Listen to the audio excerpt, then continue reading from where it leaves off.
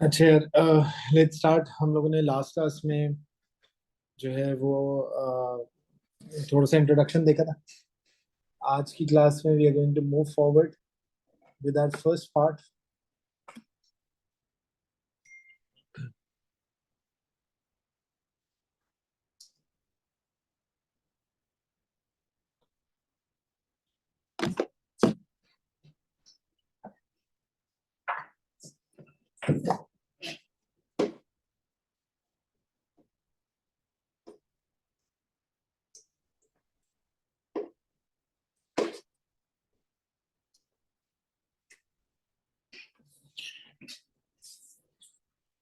अच्छा, मैं आपको हैंडआउट अभी प्रोवाइड करता हूँ। एक एक चीज जो मैं चाह रहा हूँ कि मैं आपको पहले दिखा दूँ।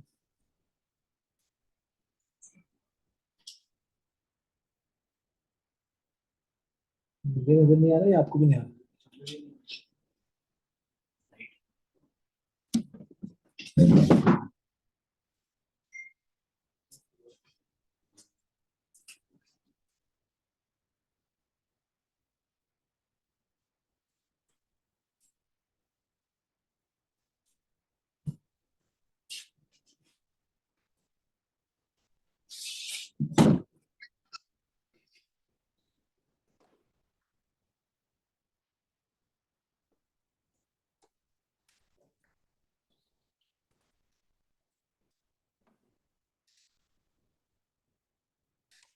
अच्छा यार, एक मैंने जो है वो रिकॉर्डेड वालों के लिए प्लानर बनाया हूँ।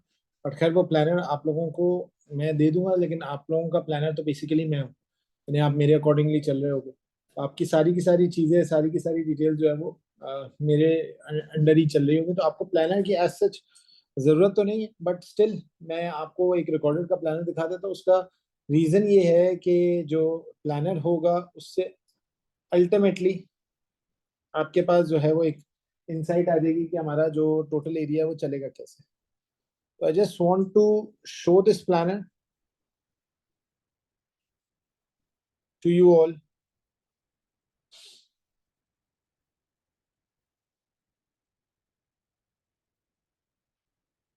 ये देख लें भाई। ऑल तो ये रिकॉर्डेड वाला है, बट मैं चाह रहा हूँ कि मैं आपको भी दिखा दूं। देखिए, ये इसमें सबसे पहले हम लोग इंट्रोडक्शन से शुरू करेंगे। इंट्रोडक्शन हमारा हो चुका है। Then we are going to move forward to strategy part one. Again strategy part one की नॉर्मली हमारे साथ दो क्लासेस जाती हैं।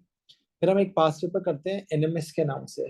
ठीक है, एक P3 का पास पेपर मैंने आपको बताया था ना, हम पास पेपर्स के क्वेश्चन साथ साथ करेंगे। फिर उसके बाद ये बेसिकली रिकॉर्डेड पे जो लास्ट अटेम्प्ट का बैच है ना, ये उसके ऊपर जो हमने क्लासेस कंडक्ट किए ये वो सारा ही है। तो मैं दिखा इसलिए रहा हूँ ताकि आपको एक अंदाजा हो जाए कि किस तरीके से हमारा टोटल स्ट्रक्चर चलेगा। फिर we have strategy part two और part three. Then we have strategy part five. Basically उसका एक पोर्शन था जो मैंने पहले ही बच्चों को करा दिया था पार्ट फोर से। फिर स्ट्रैटेजी पार्ट थ्री काफी बड़ा टॉपिक है, तो मैंने उसको दो तीन टुकड़ों में तोड़ा हुआ है। तकरीबन 6 से 7 classes strategy part three. Actually strategy part three सबसे बड़ा टॉपिक है। इसके साथ हम एक पास पेपर प्रैक्टिस क्वेश्चन हम साथ में इंक्लूड करते हैं। पास पेपर का प्रैक्टिस क्वेश्चन साथ में होता है। फिर पास पेपर प्रैक्टिस क्वेश्चन के साथ हमारे पास लीडरशिप एंड कल्चर का टॉपिक शुरू होगा।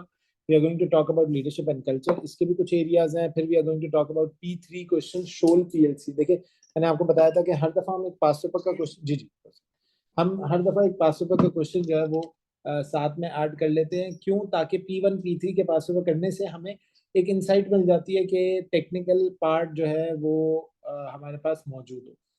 तो हम टेक्निकल पार्ट को दोहराने के लिए हमारे पास ये P1 P3 का एक पास पेपर इसमें आता है। Then we have agency and stakeholder, ये वाला टॉपिक शुरू होता है। बोर्ड कमेटी एंड रेम्यूनरेशन वाला टॉपिक शुरू होता है। अच्छा, अब जब हम ये वाला टॉपिक शुरू करते हैं ना, तो यहाँ पे हमारे 60 to 70% सिलेबस हो चुका होता है। ठीक है, अगर आप देखो तो पुरानी डेट के हिसाब से it is the March April January fifth 25th of April. 25th of April की जो डेट है, इसमें हमारे पास 60 to 70% कोर्स हो चुका होता है। अब जैसे ही कोर्स हो चुका होता है ना, तो आप देखें यहाँ पे एसबीएल का क्वेश्चन शुरू हो गया हमारा। एसबीएल का क्वेश्चन शुरू हुआ, फिर जो पुराना टॉपिक रिमेनिंग था, फिर एसबीएल का क्वेश्चन हुआ, फिर टॉपिक, फिर टॉपिक, फिर टॉपिक, फिर टॉपिक, फिर यहाँ पे हमारा कोर्स कंप्लीशन। अच्छा, इस दौरान मैं बच्चों को असाइनमेंट्स दे रहा होता है। These are the assignment that you are going to in between. इसको आपके अंदर जो है ना वो इसमें कुछ असाइनमेंट्स आपको मिलेंगे जो आपने पास पेपर्स करने होंगे। रिस्क मैनेजमेंट वाले टॉपिक के बाद हम आ जाएंगे सीधा अपने पीएसएस के नाम से एक पास पेपर है उसके ऊपर, वो सॉल्व करेंगे। येक्स मेरीन के नाम से एक पास पेपर आपके सामने नजर आ रहा है आपको, ये सॉल्व करेंगे। फिर इस दफा का आपके पास वो आ गया था हमारे पास डेरिन शू इंडस्ट्री का पूरा का पूरा प्री सीन। डेरिन शू इंडस्ट्री लास्ट अटेम्प्ट का हमारा प्री सीन है, वो हमारे पास आया। फिर बिएगो का पास पेपर हमने सॉल्व किया, फिर हाईलाइट का पास पेपर सॉल्व किया, फिर एक डिटेल प्री सीन एनालिसिस को हमने देखा। फिर डिटेल प्री सीन एनालिसिस करने के बाद हम एक समरी पे आ गए, प्री सीन की समरी के ऊपर आते हैं। फिर प्री सीन की समरी के ऊपर हम लोगों ने read the mind of the market. अच्छा, ये मोटे मोटे टॉपिक। इस दौरान इसके बीच में हमने read the mind of the market भी पढ़ा होगा, इसके बीच में हमने पास पेपर के एग्जामिनर कमेंट्स भी देखे होंगे, इसके बीच में हमने बहुत सारी और चीजें भी देखी होंगी। इसका मतलब ये नहीं है कि ये वो है जो टॉपिक के शुरू में जिस चीज का नाम होता है वो यहाँ लिखा। तो देखें, इस तरह से हमारी टोटल मिला के 42 क्लासेस हुई। Every class is of around average 2.5 से 3 आवर्स। अब मैं 3 आवर्स एवरेज इसलिए ले रहा हूँ क्योंकि ये आखिरी की क्लासेस 6-8 घंटे की भी है। ठीक है, एक कुछ लास्ट में आके मैं नॉर्मली आपको जो है वो तकरीबन 12-1 बजे सैटरडे को या संडे को बुलाऊंगा और मैं हम लोग रात 9 बजे घर जाएंगे। तो ऐसे भी क्लासेस होती है बीच में, क्योंकि जाहिर है प्रैक्टिस पेपर्स को समझ के करने में थोड़ा सा टाइम लगता है। तो ये सारी क्लासेस आप 42 को मल्टीप्लाई कर लें, सीधे सीधे 3 घंटे से भी आप मल्टीप्लाई कर लेते हैं तो 120 घंटे, 110 घंटे ऑन एवरेज आपका सिलेबस जाएगा। ठीक है, अब इन सारी चीजों में आप आखिरी क्लास देखो कब हुई है, 30 तारीख को। ठीक है, कौन किस मई की 30 को। एग्जाम कब था, 3 तारीख को। ठीक है, तो 3 तारीख को एग्जाम था। ये आखिरी क्लास वो नहीं है जो आपका सिलेबस कंप्लीशन है। सिलेबस कंप्लीशन ये जो डेरिन शू इंडस्ट्री है ना यहाँ हो चुका है। सिलेबस कंप्लीशन यहाँ पे, बल्कि डेरिन शू पे भी नहीं, बल्कि ये रिस्क मैनेजमेंट, ये जो रिस्क मैनेजमेंट वाला टॉपिक है ना यहाँ पे सिलेबस कंप्लीशन हो चुका है। आप देख सकते हो 11 तारीख को हो चुका था। 11-12, मैं 11 की कमिटमेंट नहीं कर रहा, लेकिन आप 11 से 15 तक रखो, 15 दिन पहले आपका सिलेबस कंप्लीट हो जाता है। क्योंकि 15 दिन के अंदर हमें प्री सीन और उससे रिलेटेड उसके पास्ट पेपर्स और मॉक एग्जाम करते हैं।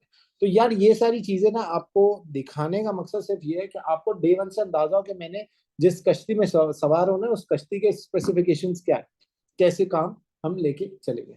ठीक है जी, अब मैं फर्स्ट टॉपिक को स्टार्ट करूंगा। सबसे पहले we are going to start with the strategy का एरिया। इसका हैंडआउट अभी आपको मिल जाएगा, अभी नमाज ब्रेक में मैं इसको आपको कॉपी करवा के दे दूंगा। फॉर द टाइम बिंग आप यहाँ से जो है वो देख सकते हैं। कल है? नहीं नहीं, है। Wednesday, Thursday and Saturday. कल थर्सडे है ना? हाँ, वेडनेसडे, थर्सडे एंड सैटरडे, बिल्कुल।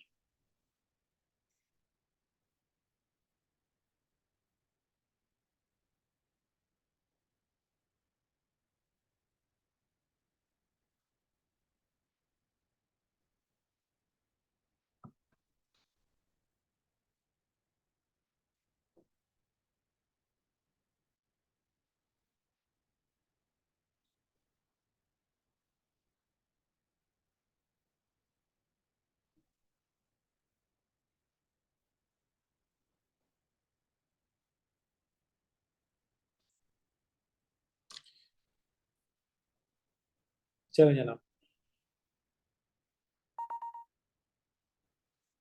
अच्छा, ये हैंडआउट अभी आपको उसमें हार्ड कॉपी में भी मिल जाएगा। अभी आपके पास मौजूद है, मैंने ग्रुप पे भी ये शेयर कर दिया। अच्छा, एक मतलब हमारा ग्रुप फाइनलाइज हो जाएगा विद इन 10-15 डेज। तो हम क्या करेंगे, मैं तमाम हैंडआउट्स की लिंक आपके जो ग्रुप की डिस्क्रिप्शन है ना उसमें एक गूगल ड्राइव की लिंक भी डाल दूँ आपको। यहाँ जो फेस टू फेस आ रहे हैं उनको अपने हैंडआउट्स मिलते रहेंगे, वो एक अलग है। जो फेस टू फेस नहीं आ रहे हैं और जो रिकॉर्डेड है या ऑनलाइन है उनको क्या मिलेगा, उनको नॉर्मली ये पीडीएफ की फॉर्म में मिल जाएगा। अगर कोई वैसे सारे प्रिंट आउट एक साथ कराने चाह रहे हैं तो 15 दिन वेट करना होगा। एक दो चीजें हैं जो मुझे इस प्रिंट आउट में अपडेट करनी है, मैं वो अपडेट कर लूँ। दूसरा, आपके पास पीडीएफ में ये लिंक की फॉर्म में सारे हैंडआउट्स आ जाएंगे। आपके पास जो लिंक दी जाएगी ग्रुप डिस्क्रिप्शन में उसमें 3 चीजें होंगी। एक होगा आपके तमाम PDF of the content areas. दूसरा होगा आपके पास तमाम पास्ट पेपर्स के आंसर जो कि मेरे लिखे हुए। ठीक है, all the past paper answer जो मैंने सॉल्व करके लिखे। मैं नॉर्मली हर पेपर को खुद सॉल्व करता हूँ ताकि मुझे अंदाजा हो कि बच्चे को सॉल्व करने में कितना टाइम लगता है। और तीसरी चीज होगी टेक्निकल आर्टिकल। अच्छा, अब टेक्निकल आर्टिकल के बारे में भी एक बात सुन लो। देखिए, एसबीएल के बारे में ना टॉपिकल टेक्निकल आर्टिकल्स एसीसीए खुद अपलोड करता है। अपने पोर्टल के ऊपर। एसीसीए ने ना कुछ टेक्निकल, आप यूं समझ ले, व्लॉग्स देखते हैं आप लोग, तो इसका एक ब्लॉग्स भी होता है। Blogs is something written by a particular topic on a particular topic by a particular person. अब वो ब्लॉग उठाते हैं, जैसे ब्लॉकचेन के बारे में अगर उसने इस दफा कोई चीज पूछनी होती है ना, तो वो ब्लॉकचेन के बारे में एक टेक्निकल आर्टिकल उठा के अपने एसीसीए के टेक्निकल आर्टिकल के पोर्शन में अपलोड करते हैं। बिटकॉइन के बारे में अगर उसने, या क्रिप्टो करेंसी के बारे में अगर उसने कोई इंडस्ट्री में चीज पूछनी है, तो वो पहले डालते हैं। तो कभी डालता है वो टेक्निकल आर्टिकल किसी अटेम्प्ट में जब वो कोई चीज नहीं पूछना चाह रहा होता है, कभी किसी अटेम्प्ट में जब वो नहीं नहीं पूछना चाह रहा होता तो वो नहीं भी डालता। तो it is up to the, it is on the preference of the ACCA कि वो उसको टेक्निकल आर्टिकल के अंदर कौन से टॉपिक को डालता है। अगर वो डालता है तो वो टेक्निकल आर्टिकल आपके ग्रुप के लिंक पे भी अपलोड हो जाएगा, और वो मैं क्लास के अंदर भी अलग से करूँगा। वो टेक्निकल आर्टिकल मेरे ऊपर होगा कि मैं देखूंगा उसको और फिर मैं उसको कराऊंगा। वो अभी नहीं डालेगा, वो नॉर्मली टेक्निकल आर्टिकल डालता है by the end of the syllabus, करीब करीब के एरिया में, यानी 10 दिन 15 दिन पहले वो आपको टेक्निकल आर्टिकल डालेगा। अच्छा, अब एक चीज और सुन लो, एक ग्लिच है यहाँ पे। ग्लिच ये है कि मैंने आपको 42 क्लासेस दिखाई है, ये 42 नहीं है, ये अराउंड 50 क्लासेस। 50 कैसे है यार? कुछ टॉपिक्स जो कि बहुत ही बेसिक टॉपिक है, वो मैंने रिकॉर्डेड फॉर्म में रखे। कुछ 3-4 टॉपिक्स जिसकी मैं आपको गूगल ड्राइव की लिंक दूंगा, आपके पेज पे, आपके ग्रुप पे जाऊंगा जैसे हमारा ना ये कंप्लीट हो जाएगा, अभी इनकमिंग स्टूडेंट्स, तो मैं आपको एक गूगल ड्राइव की लिंक दूंगा जिसके अंदर मैं बताऊंगा कौन सा टॉपिक आपने कब करना। मतलब मैं दिया ही तब करूंगा जब आपने वो टॉपिक करना होगा। मैं आपको फॉरवर्ड करूंगा, आपने उस चीज को देखना होगा और देख के आपने उसको वहां से सॉल्व करके आ गया। तो टेक्निकल आर्टिकल्स हो गए हमारे। हमारे पास जो है वो कुछ गूगल ड्राइव की लिंक्स आपको मिलेंगी, कुछ आपके अदर एरियाज है जो यहाँ से कवर हो रहे होंगे, बट ये सब तमाम की तमाम चीजें आपको स्ट्रक्चर्ड फॉर्मेट में मैं आपको बताता जाऊंगा और आपको मिलती जाएगी। ये वाला हैंडआउट अभी मैंने आपके ग्रुप के ऊपर डाल दिया। आई एम अज्यूमिंग कि आप सब ग्रुप के ऊपर एडिड है, तो इंशाल्लाह आपको ये पीडीएफ में भी मिल जाएगा और अभी आपको हार्ड कॉपी में मिल जाएगा। अच्छा, देखिए, सबसे पहला टॉपिक इज अबाउट स्ट्रैटेजी। ठीक है, what actually is strategy and how do we incorporate the word strategy. ये स्ट्रैटेजी का वर्ड है क्या एक्चुअली? भाई, तीन वर्ड्स पे पूरा सिलेबस डिपेंड करता है। Strategy, business, leadership. बिजनेस बहुत पढ़ा है हमने। हमने बिजनेस के बारे में बचपन से पढ़ता है कि ऐसी चीज जिसके अंदर प्रॉफिट कमाना मकसद हो, वो बिजनेस होता है। ये हम सुबह बचपन से सुनते हैं। बट ये जो स्ट्रैटेजी होती है ना, ये क्या है? स्ट्रैटेजी एक ऐसा एलिमेंट होता है जिसके जरिए कोई भी बिजनेस अपने बिजनेस को इनकॉर्पोरेट करने के बाद उसको चलाने की कोशिश में लगता है, उस चीज को हम स्ट्रैटेजी कहते हैं। स्ट्रैटेजी एक ऐसा एलिमेंट होता है जिसके जरिए, अच्छा, दो वर्ड्स हमने जिंदगी में सुने, एक है स्ट्रैटेजी, एक है टेक्टिक्स। टेक्टिक्स जवाब में होता है। मिसाल के तौर पे अगर उबर ने कोई करीम को हिट करने की कोशिश की है एडवर्टाइजमेंट के अंदर या किसी भी फॉर्म में, तो उसके जवाब में अगर करीम भी कोई ऐसा एडवर्टाइजमेंट बनाता है तो दैट्स अ टेक्टिक्स।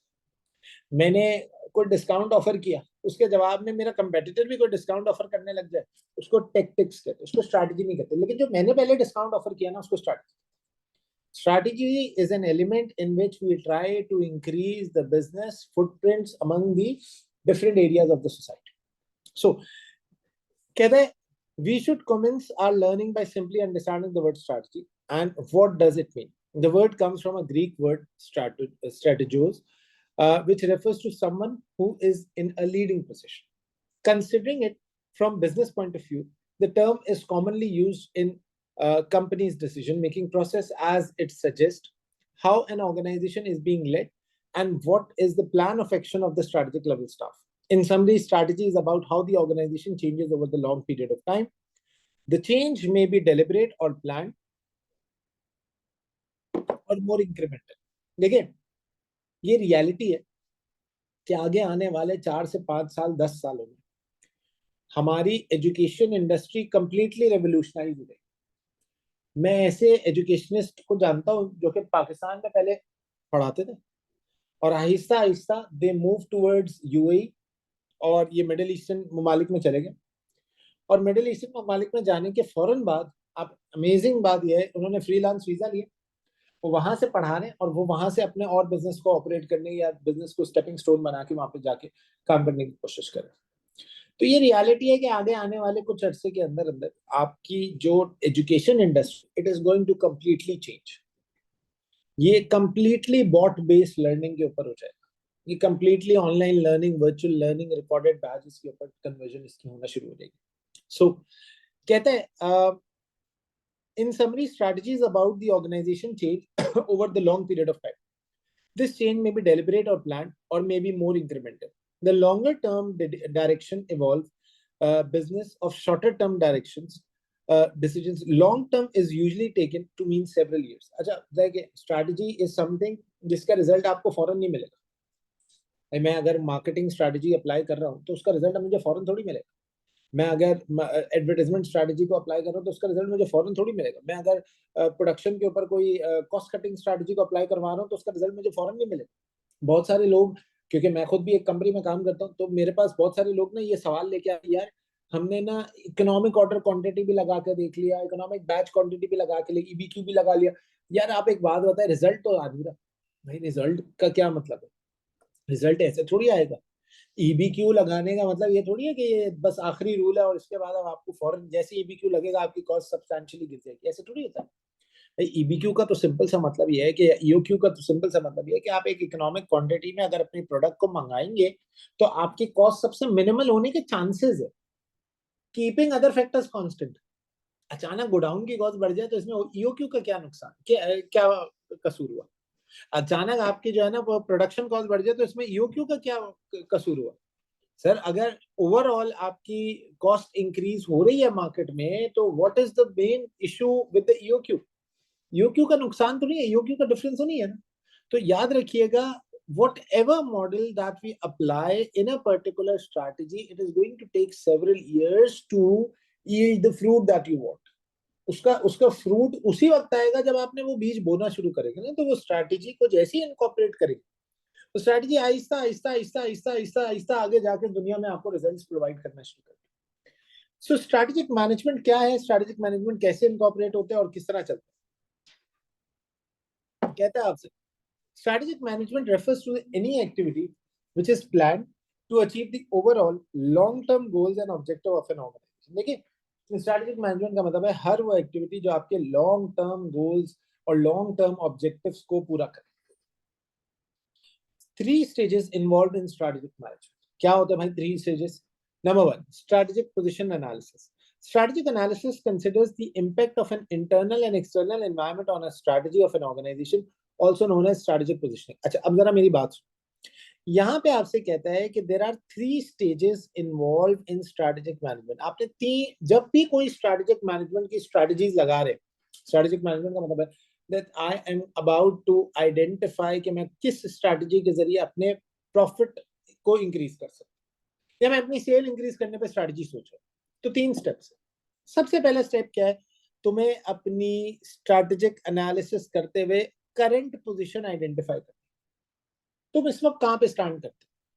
अब अगर मेरी स्ट्रैटेजी सेल्स इंक्रीज करने की है तो मैं देखूंगा कि मेरा इस वक्त मार्केट शेयर क्या है, और करंट पोजीशन में मैं ये भी देखना चाहूंगा कि मार्केट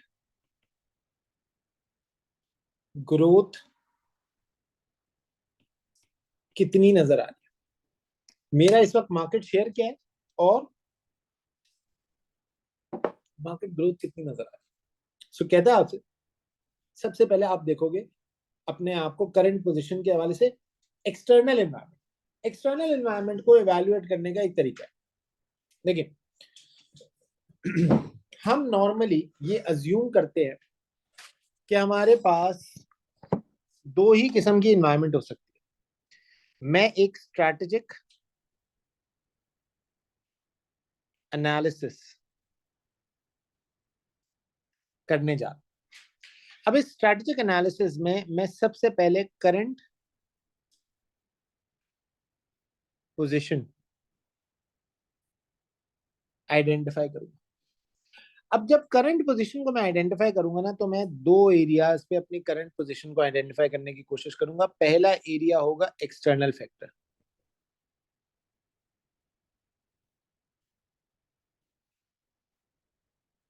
और मेरा बेटा दूसरा एरिया होगा आपके इंटरनल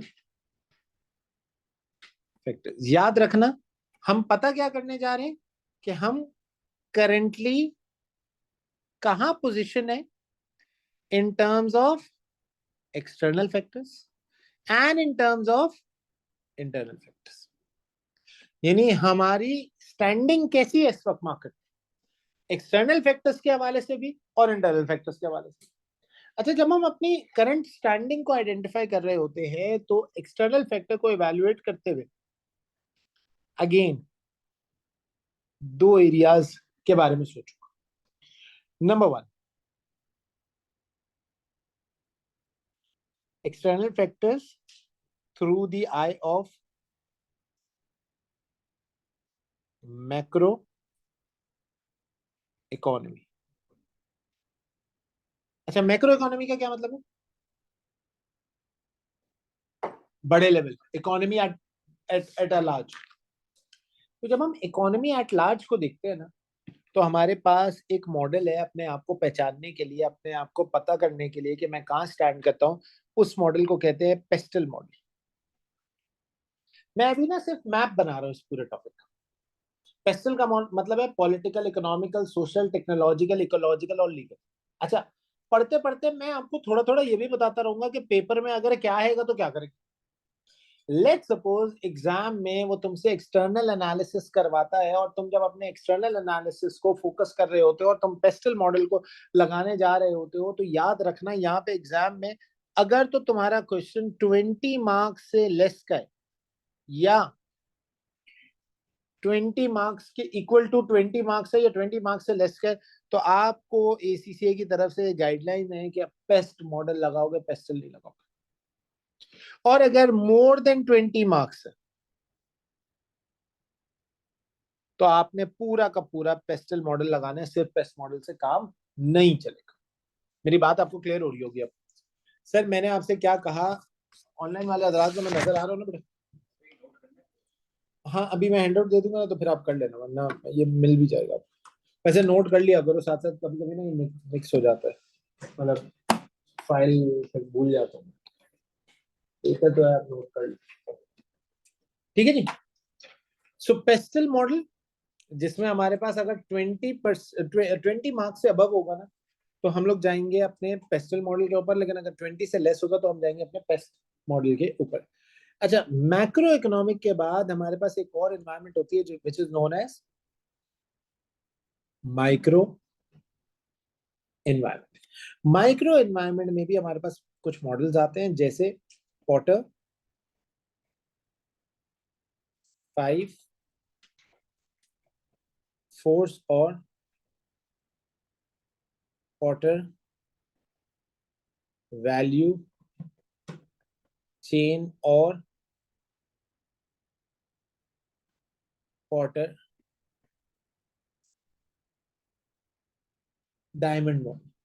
अब ये मॉडल क्या है, कैसे चलते हैं सर, इन पे क्या लिखा जाता है, इनको कैसे याद करना, वो मेरी बात है, वो मैं आपको बाद में बताऊंगा। अभी के लिए बस आप ये समझ लो कि ये जो मॉडल्स हैं, ये मॉडल बेसिकली आपको हेल्प करेंगे in order to identify the current positioning of a company. अगर मैं current position of a company external factor की मदद से देखना चाहता हूँ, मतलब देखो मैं मिसाल ये देता हूँ, एक तराजू है मिसाल के तौर पर, इस तराजू के अंदर अगर लेट सपोज मैं रखता हूँ मैक्रो एनवायरनमेंट यानी एक्सटर्नल फैक्टर्स, तो दूसरी तरफ तराजू के मुझे रखना पड़ेगा पेस्टल मॉडल। लेकिन अगर मिसाल के तौर पे एक तराजू है जिसके अंदर मैं रखता हूँ माइक्रो एनवायरनमेंट, तो दूसरी तरफ इनमें से कोई सा भी मॉडल मैं रखूंगा तो मुझे ये आइडेंटिफाई हो जाएगा कि ये मॉडल मुझे करंट पोजीशन बता देगा। फॉर एग्जांपल पॉलिटिकली क्या मेरे लिए फेवरेबल है बिजनेस चलाना। आज आप लोगों ने सुना होगा करीम ने पाकिस्तान से एग्जिट ले लिया, सबके पास ईमेल आई होगी, अगर नहीं आई तो आप चेक करिएगा। करीम ने आज पाकिस्तान से ऑफिशियली एग्जिट ले लिया, ठीक है। अब करीम का एग्जिट लेना आज तो नहीं डिफाइन था सर, करीम ने तो आज से 3 साल पहले जब उसने मर्जर किया था, मर्जर नहीं किया था, जब इसको एक्वायर किया था 3.2 मिलियन डॉलर्स में, किसने, उबर ने, तो उस जमाने में करीम ने जो है ना वो डिसीजन ले लिया था कि हमें तो जाना है। करीम की सिर्फ मैनेजमेंट सेम थी, करीम ने अल्टीमेटली फैसला तो उसी वक्त ले लिया था कि हमें जाना है। उबर ने करीम को कहा था तुम सिर्फ चलाओ कुछ अर्सा, प्रॉफिट आएगा तो हम चलेंगे, वरना 3.2 मिलियन डॉलर जिस दिन निकल आएंगे हम बाहर चले खत्म कर देंगे। मेरे ख्याल में उन्होंने निकाल दिया। सो मैक्रो एनवायरनमेंट को जब हम तराजू के एक हिस्से में रखेंगे तो हम साथ में पेस्टल मॉडल रखेंगे। और याद रखिएगा, पेस्टल मॉडल में अगर आपके पास सवाल आता है लेस देन 20 मार्क्स तो पेस्ट लगेगा, और मोर देन 20 मार्क्स तो आपके पास पेस्टल का पूरा मॉडल लगेगा। लेकिन अगर माइक्रो एनवायरनमेंट को आप इवेल्युएट करने जा रहे हैं तो माइक्रो एनवायरनमेंट में हमारे पास पॉटर 5 फोर्स मॉडल आता है, हमारे पास पॉटर वैल्यू चेन आता है, पॉटर डायमंड मॉडल आता है। ये हम बाद में देखेंगे कि ये मॉडल क्या कहते हैं और कैसे ऑपरेट होते हैं। सर, ये मॉडल लगाने के लिए हमारे पास एक्सटर्नल फैक्टर्स का होना चाहिए। सर, एक्सटर्नल फैक्टर्स के बाद हमारे पास कुछ इंटरनल फैक्टर की कंसिडरेशन भी हो सकती है। बेटा, ये इंटरनल फैक्टर को जब हम कंसिडर करेंगे ना तो हमारे पास एक ही मॉडल हो सकता है जिसमें से भी एक हिस्सा इंटरनल है और दूसरा हिस्सा एक्सटर्नल है, and that is sort analysis. पता है आपको, इसमें से सॉर्ट में से भी जो स्ट्रेंथ और वीकनेस है ना, सिर्फ वो इंटरनल। जो अपॉर्चुनिटी और थ्रेट है ना, दैट इज आल्सो एक्सटर्नल। यानी मेरी जो स्ट्रेंथ है that is going to be an internal factor, मेरी जो वीकनेस है वो भी मेरा एक इंटरनल फैक्टर है, लेकिन जो मेरी अपॉर्चुनिटीज है और जो मेरे थ्रेट है वो एक एक्सटर्नल फैक्टर है, वो भी मेरे इंटरनल फैक्टर्स नहीं। तो मेरा बच्चा, यहाँ पर हम आइडेंटिफाई क्या करना चाह रहे हैं, किसी भी स्ट्रैटेजिक एनालिसिस को लगाने से पहले मुझे सिंपल सा एक काम करना है, करंट पोजीशन आइडेंटिफाई करनी है अपनी। और जब मैं अपनी करंट पोजीशन को आइडेंटिफाई करने जा रहा हूं तो मैं देखूंगा कि मैं एक्सटर्नल एनालिसिस के हिसाब से और इंटरनल फैक्टर्स के हिसाब से अपने आप को कहां स्टैंड करते हुए देखता हूं। एक्सटर्नल फैक्टर में मैं अगर अपने आप को मैक्रो इकोनॉमिक एनवायरमेंट पे देखना चाहता हूं तो मैं देखूंगा मैं पेस्टल मॉडल लगा के, और अगर मैं अपने आप को माइक्रो इकोनॉमिक एनवायरमेंट में देखना चाहता हूं तो मेरे पास 3 मॉडल है। तो पहले मैं अपने आप को करंट पोजिशनिंग के हवाले से देखूंगा, फिर मैं सोचूंगा कि अब मैं स्ट्रैटेजी क्या लूं। भाई, मिसाल के तौर पे मेरा करंट पोजीशन के हवाले से ये आइडेंटिफाई हो रहा है कि पॉलिटिकली तो मैं एक अच्छी मुल्क में हूं ही नहीं। भाई, पाकिस्तान के अंदर टैक्स एम्बिट इस वक्त जो है, पाकिस्तान में टैक्स का मामला बड़ा खतरनाक हुआ हुआ है। हर बंदे पे टैक्स लगा हुआ है। वो आपने अगर एक स्पीच सुनी हो हमारे पॉलिटिशियन की, तो वो कह रहे हैं कि नॉन फाइलर जो होता है उसका उसको रिश्ता देना और पता नहीं 2-4 और अजीब सी बातें भी बोली हैं, तो वो देना जायज नहीं है। तो देखे ना, इस वक्त टैक्स का बड़ा मुश्किल आता है। अच्छा, दुनिया के किसी और मुल्क में 29% टैक्सेशन नहीं लगती है कंपनीज के ऊपर। आप यूएई चले जाए, मेरा एक बड़ा ठीक ठाक अरसा यूएई में गुजरा, 0% टैक्स, 0% इनकम। अब वो है, इनकम टैक्स नहीं है, वो भी एक बहुत इनकम की अमाउंट जब बहुत बड़ी हो जाती है उस पर जाके कुछ लगाया। तो 0% टैक्स मतलब यार 9% नहीं, मैं कहता हूँ यार, मतलब आप सदका निकाल लो, 9% तो आपका सदका हो गया इनकम का यार, कुछ भी नहीं होगा। 29% कॉर्पोरेट टैक्स है पाकिस्तान में। 29%, यानी यू अर्न 100 रुपीज, या प्रॉफिट 100 रुपए कमाओगे, आप 29 रुपए दोगे गवर्नमेंट। तो यार ये जो टैक्सेशन का मामला है, ये अगर आपके फेवर में नहीं आ रहा तो आप जा सकते। भाई, क्यों बहुत सारे पाकिस्तान से बाहर के बड़े ब्रांड्स पाकिस्तान में अपने प्रोडक्शन हाउसेज नहीं लगाते, हालांकि लेबर सबसे सस्ता है, टैक्स कम। वो कहते हैं जब इनके पास इतना ह्यूज अमाउंट ऑफ मनी हम प्रोड्यूस करके ले जाएंगे ना पाकिस्तान से बाहर, तो ये लोग हमें टैक्स में फंसाते रहेंगे। और ये होता है। भाई, बड़ा ब्रांड अगर पाकिस्तान में, मिसाल के तौर पे एप्पल अपना प्रोडक्शन हाउस पाकिस्तान में लगा दे, इमेजिन करें कितनी इकोनॉमी बूस्ट होगी। लेकिन वो इकोनॉमी बूस्ट तब होगी ना जब इनको टैक्स मिलेगा, और टैक्स अगर 29% उन्होंने चार्ज करना शुरू कर दिया एप्पल वालों से, तो एप्पल वाले बोलेंगे हमारा फोन तो वैसे ही इतना महंगा बिकता है, सस्ता बिकता है, और हम तो उनके नजदीक तो सस्ता ही है, तो हम तो जो है ना कुछ कमा ही नहीं रहे। तो नॉर्मली वो ऐसी जगहों को ढूंढते जो टैक्स फ्री जोन होते हैं, जहाँ पे टैक्स कम होता है। आपको पता है, आपको पाकिस्तान कराची के अंदर भी अगर आप कुरंगी इंडस्ट्रियल एरिया में एक कॉटेज इंडस्ट्री लगाते, एक छोटी कंपनी लगाते, तो कराची के अंदर भी आपको टैक्स फ्री जोन में डाल दिए जाते हैं 3 to 5 years। गवर्नमेंट के डिस्क्रिप्शन पे होता है कि कौन सी कंपनी को 3 साल के लिए डालेंगे और कौन सी tax free zone, no tax at all. Sir, so this means कि आप जब अपने आप को एनालाइज करते हैं तो आप इन एनवायरनमेंट को मद्देनजर रखते हुए, इन एनवायरनमेंट को दिमाग में रखते हुए अपने आप को एनालाइज कर रहे होते हैं। कहते हैं आपसे current position, external environment, for example, when we consider country wide factor, for example, when we are given with a scenario where an organization is considering whether to shift its business to another country, or when an organization is planning to launch a new business or set up a new plant in another country, the most common model that is going to be used is pestle model.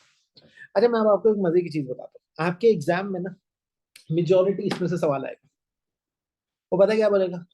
वो आपको बोलेगा currently हमारी economy अच्छी नहीं चल रही, inflation बहुत high है, पॉलिटिकली अनस्टेबल है हम लोग, हमारे साथ ये मसाइल है, हमारे साथ वो मसाइल, 10 से 15 मसाइल आपको गिनवाएगा। जैसे वो आपको मसाइल गिनवा देगा ना, अगले मिनट वो आपसे कहेगा कि भाई मुझे एक ऑप्शन मिल रहा है कि मैं फला फला कंट्री XYZ में चला जाऊँ, और वो आपको बताएगा कंट्री XYZ में ये सारे मसाइल अच्छे हो। यानी वो बोलेगा हम एक डेवलपिंग कंट्री है, वो एक डेवलप्ड कंट्री है, हमारे पास कॉर्पोरेट टैक्सेशन इतना लगता है, उनके पास कॉर्पोरेट टैक्सेशन लगता ही नहीं है, हमारे पास जो है वो लेबर इतनी सस्ती नहीं है, महंगी है, उनके पास लेबर सस्ती है, हमारे पास गवर्नमेंट हमें गवर्नमेंट नेशनलाइजेशन पे फोकस कर रही है, वहां की गवर्नमेंट प्राइवेटाइजेशन पे फोकस कर रही है, हमारे पास ये हमारे उनके पास वो। एक बार पेपर में सवाल आया, एक रोड कंस्ट्रक्शन कंपनी, वो एक प्लेन एरिया पे रोड कंस्ट्रक्ट करती है, बहुत सालों से कर रही थी, लेकिन अब गवर्नमेंट ने रोड की कंस्ट्रक्शन को ना नेशनलाइज करना शुरू कर दिया, और लेबर भी महंगा कर दिया, और जो प्राइवेट कंपनीज है उनको तंग कर दिया। आपको एक ऑप्शन मिला है कि आप दूसरी इकोनॉमी में चले जाओ, मुझे उसके एग्जामिनर का कमेंट याद है, आपको एक ऑप्शन मिला है कि आप दूसरी इकोनॉमी में चले जाए, दूसरी इकोनॉमी में सब अच्छा है, लेकिन दूसरी इकोनॉमी जो है ना वो माउंटेनियस एरिया है। अब मुझे बताओ क्या लिखोगे आप इसके इस सवाल में, इस तरह के सवाल में? इसमें एक हुक है, बताओ सोचो।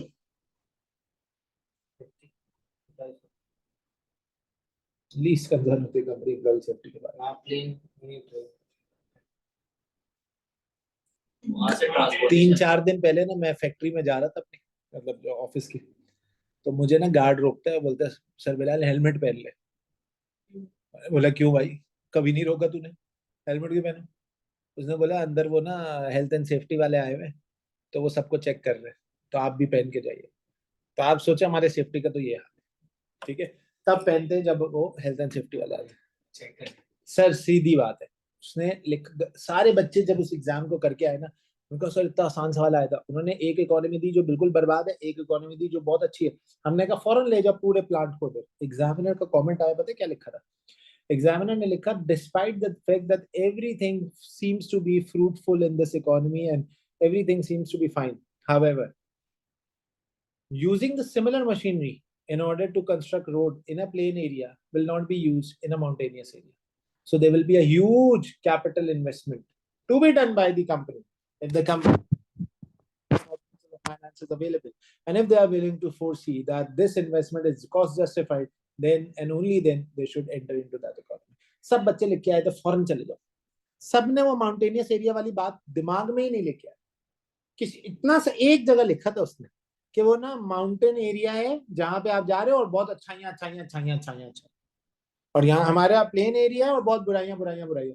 जब उसने ये लिखा ना और एग्जामिनर का कमेंट आया ना, अगले अटेम्प्ट में बच्चों की एक खतीर तादाद फेल हो गई इस सवाल की वजह से। इस सवाल में अच्छा खासे बच्चों को, उसने कहा जिस बच्चे ने ये नहीं लिखा मैंने 50% मार्क्स दिए, और उसका एग्जामिनर कमेंट है कि जिसने ये नहीं लिखा कि आपने माउंटेनियस एरिया को कंसिडरेशन में लेना चाहिए था, मैंने उसको 50% मार्क्स दिए, डिस्पाइट द फैक्ट कि तुमने बाकी सब सब। तो मेरे बच्चा याद रखिएगा, छोटी छोटी बातें एसबीएल के एग्जाम में आपने उठानी होती है, ऐसी छोटी छोटी बातें लिखी हुई होगी। इसीलिए मैं हमेशा कहता कि ये वो वाहिद एग्जाम है जिसमें कंप्यूटर में आपको हाईलाइटर यूज करना पड़ेगा। शायद मैंने आज तक में जितना मैंने पेपर दिए आज तक मैंने कंप्यूटर पे हाईलाइटर यूज नहीं किया, कोफ्त होती थी, पता नहीं अजीब सा हाईलाइटर है, माउस पकड़ के आप करो ऊपर नीचे हाईलाइट होता है, और जरूरत भी नहीं पड़ती थी, मेरा नहीं ख्याल है आपको भी कोई खास जरूरत पड़ी हुई।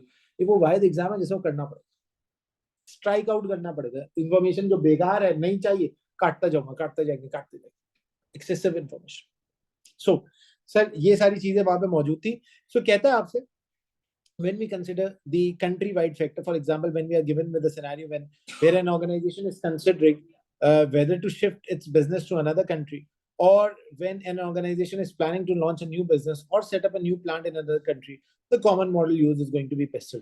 आपको दिखाना पड़ेगा कि यार पॉलिटिकली देखो, जैसे फॉर एग्जांपल कंपनी जब सवाल आता है ना तो वो पता क्या बोलता है, वो एक वेल डेवलप्ड इकोनॉमी, एक गुड डेमोक्रेटिक गवर्नमेंट है, तो आप इसको पॉलिटिकली पॉजिटिव एरिया में लिखोगे। फिर वो लिखेगा कि यार इकोनॉमिकली हमारा जीडीपी लेवल हमारे आसपास की कंट्रीज के मुकाबले में सबसे कम है, तो आप लिखोगे यार इकोनॉमिकली आप नेगेटिव है। ये सवाल अगर आएगा ना तो इवैल्यूएशन आ सकता है, इवैल्यूएट करो, पॉलिटिकली अच्छे इकोनॉमिकली बुरे, सोशली हमारे पास बड़ा लेबर अवेलेबल है, पढ़े लिखे लोग अवेलेबल है, यूनिवर्सिटीज अवेलेबल है जो बच्चों को पढ़ा के, एक फैक्ट्री लगाई हुई है जिन्होंने बच्चों को पढ़ाती है और जाके मार्केट में छोड़ देती है। सोशली हम बड़े साउंड है। टेक्नोलॉजिकली हम बड़े बैकवर्ड है क्योंकि हमारा नाम पाकिस्तान है और हम टेक्नोलॉजी को अडॉप्ट नहीं कर पाते। इकोलॉजिकली इकोलॉजिकली हमारे हमारे अंदर कोई इकोलॉजिकल ग्राउंड्स नहीं है, जो कि शायद अच्छा भी हो सकता है कि यार उसमें कॉस्ट लगती है, और बुरा भी हो सकता है कि हम इको फ्रेंडली कंज्यूमर्स को अट्रैक्ट नहीं कर पाते। लीगली गवर्नमेंट बहुत स्ट्रिक्ट है हमारे साथ, गवर्नमेंट चू भी नहीं करने देती, गवर्नमेंट ऑडिट बहुत करवाती है हमसे, गवर्नमेंट जो है वो हमारे ऊपर मुसल्लत है, गवर्नमेंट ने हमारे ऊपर एफबीआर भी बिठा दिया, गवर्नमेंट ने एससीसीबी भी बिठा दिया, गवर्नमेंट ने फला फला इदारे भी बिठा दिया। So we are very much concern about the government. So politically good, economically bad, socially good, technologically bad, ecologically good, legally bad. ये होता है evaluation, good bad good bad good bad. आखिर में conclusion, considering the fact that there are 3 to 4 areas that are considered to be good for the company, it is better that the company evaluate the other remaining areas, and if the disadvantageous situation are not as disadvantageous as it can be, so the company can start pursuing its movement from this country to that country. तो देखो याद रखिएगा, ये वो areas है जो आपको help करेंगे। सो However, when we consider industry-wide factors, मैंने आपसे कहा जब हम मैक्रो लेवल पे बात करेंगे तो पैसे लोग, लेकिन जब हम माइक्रो लेवल पे बात करेंगे तो पोर्टर 5 फोर्स मॉडल हो सकता है, जिसमें हम कस्टमर के बारे में बता सकते हैं। मतलब 5 फोर्सेज होती है: bargaining power of customer, bargaining power of supplier, threat of new एंट्रेंट, threat of competitive, threat of new एंट्रेंट, threat of supplier and competitive rivalries. तो ये 5 डिफरेंट फोर्सेज होती है जिसके बारे में हमें माइक्रो लेवल पे इंडस्ट्री वाइड इंफॉर्मेशन बता रही है। देखें, मैं एक स्टील सेक्टर में काम करता हूँ।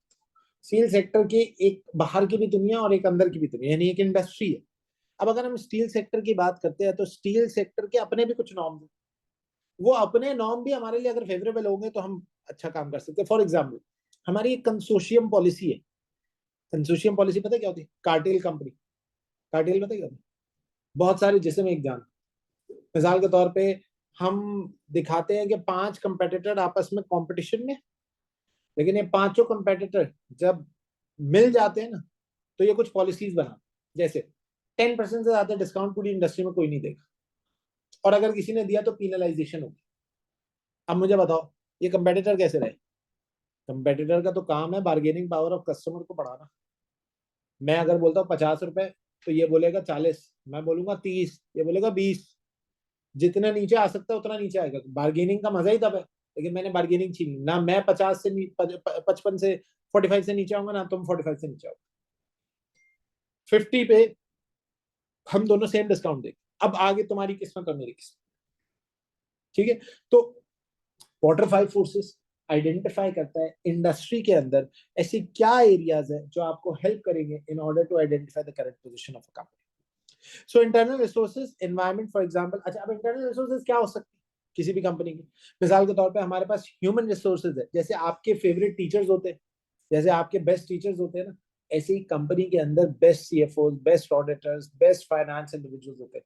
मैंने एक ब्रोकरेज हाउस में काम किया था। Brokerage house, stock brokerage house, वो घर वाला नहीं, रियल एस्टेट वाला नहीं, एक ब्रोकरेज हाउस में काम किया था। और मैं हमेशा कहता हूँ कि अगर जिंदगी में आपने फाइनेंशियल स्टेटमेंट का चीता होना ना, यानी आप मुझे बोलो कि सर मुझे फाइनेंशियल स्टेटमेंट ऐसे आती हो कि मैं किसी भी कंपनी में का फाइनेंशियल स्टेटमेंट जब बनाने बैठूं ना तो वो कंपनी मुझे खुद बुलाए, तो मैं कहता हूँ पैसे नहीं देखना, किसी ब्रोकरेज हाउस में साल 1.5 साल लगा लो। अच्छा, ब्रोकरेज हाउस में सेल्स में नहीं है, ब्रोकरेज हाउस में एज अ रिसर्च एनालिस्ट एक फाइनेंशियल मॉडल बना लो। बस किसी भी एक इंडस्ट्री का फाइनेंशियल मॉडल बनाओ। सीएफए वालों का काम होता है। हम फोरकास्टिंग करते हैं, पिछले डेटा को देखते हुए आईएफआरएस का इस्तेमाल करते हुए फ्यूचर की फोरकास्टिंग करते हैं। मैंने सिरेमिक इंडस्ट्री का मॉडल बनाया था। ये जो सिरेमिक इंडस्ट्री है ना, टाइल की इंडस्ट्री, इसका मैंने मॉडल बनाया था और शब्बीर टाइल को मैंने फोरकास्ट किया था कि कहां तक जाएगी।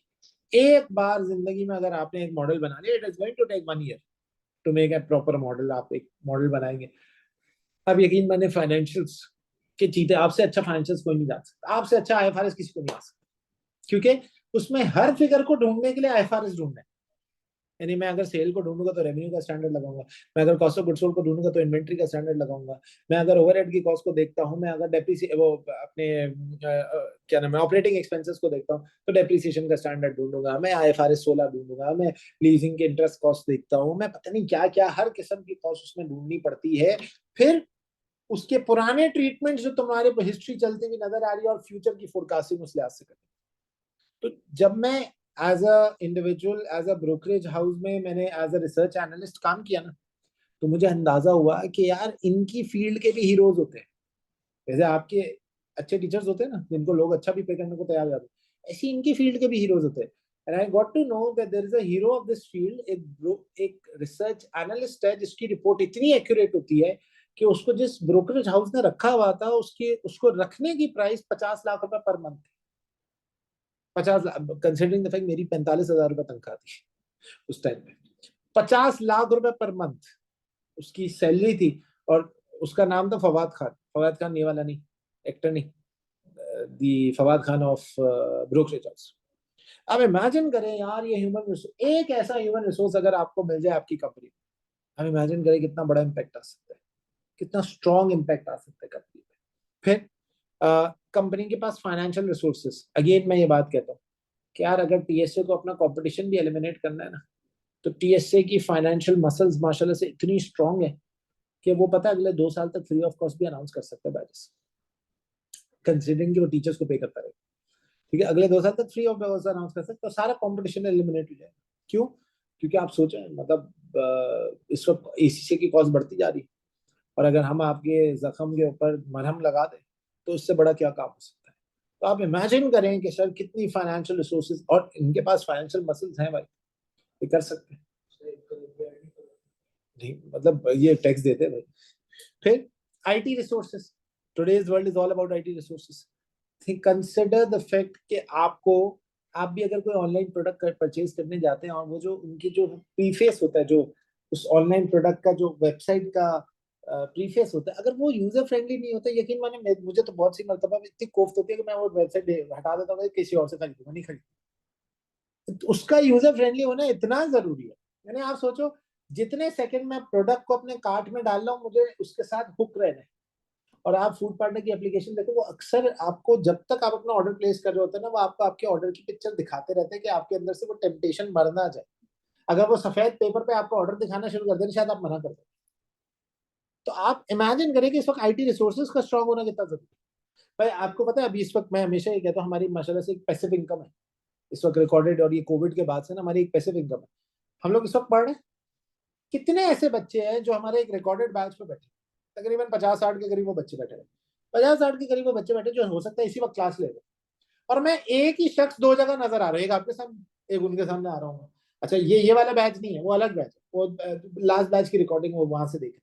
वहां से देखते देखते देखते अपना सिलेबस कंप्लीट करें, आप मेरे साथ कनेक्ट हो गए अपना सिलेबस कंप्लीट करें।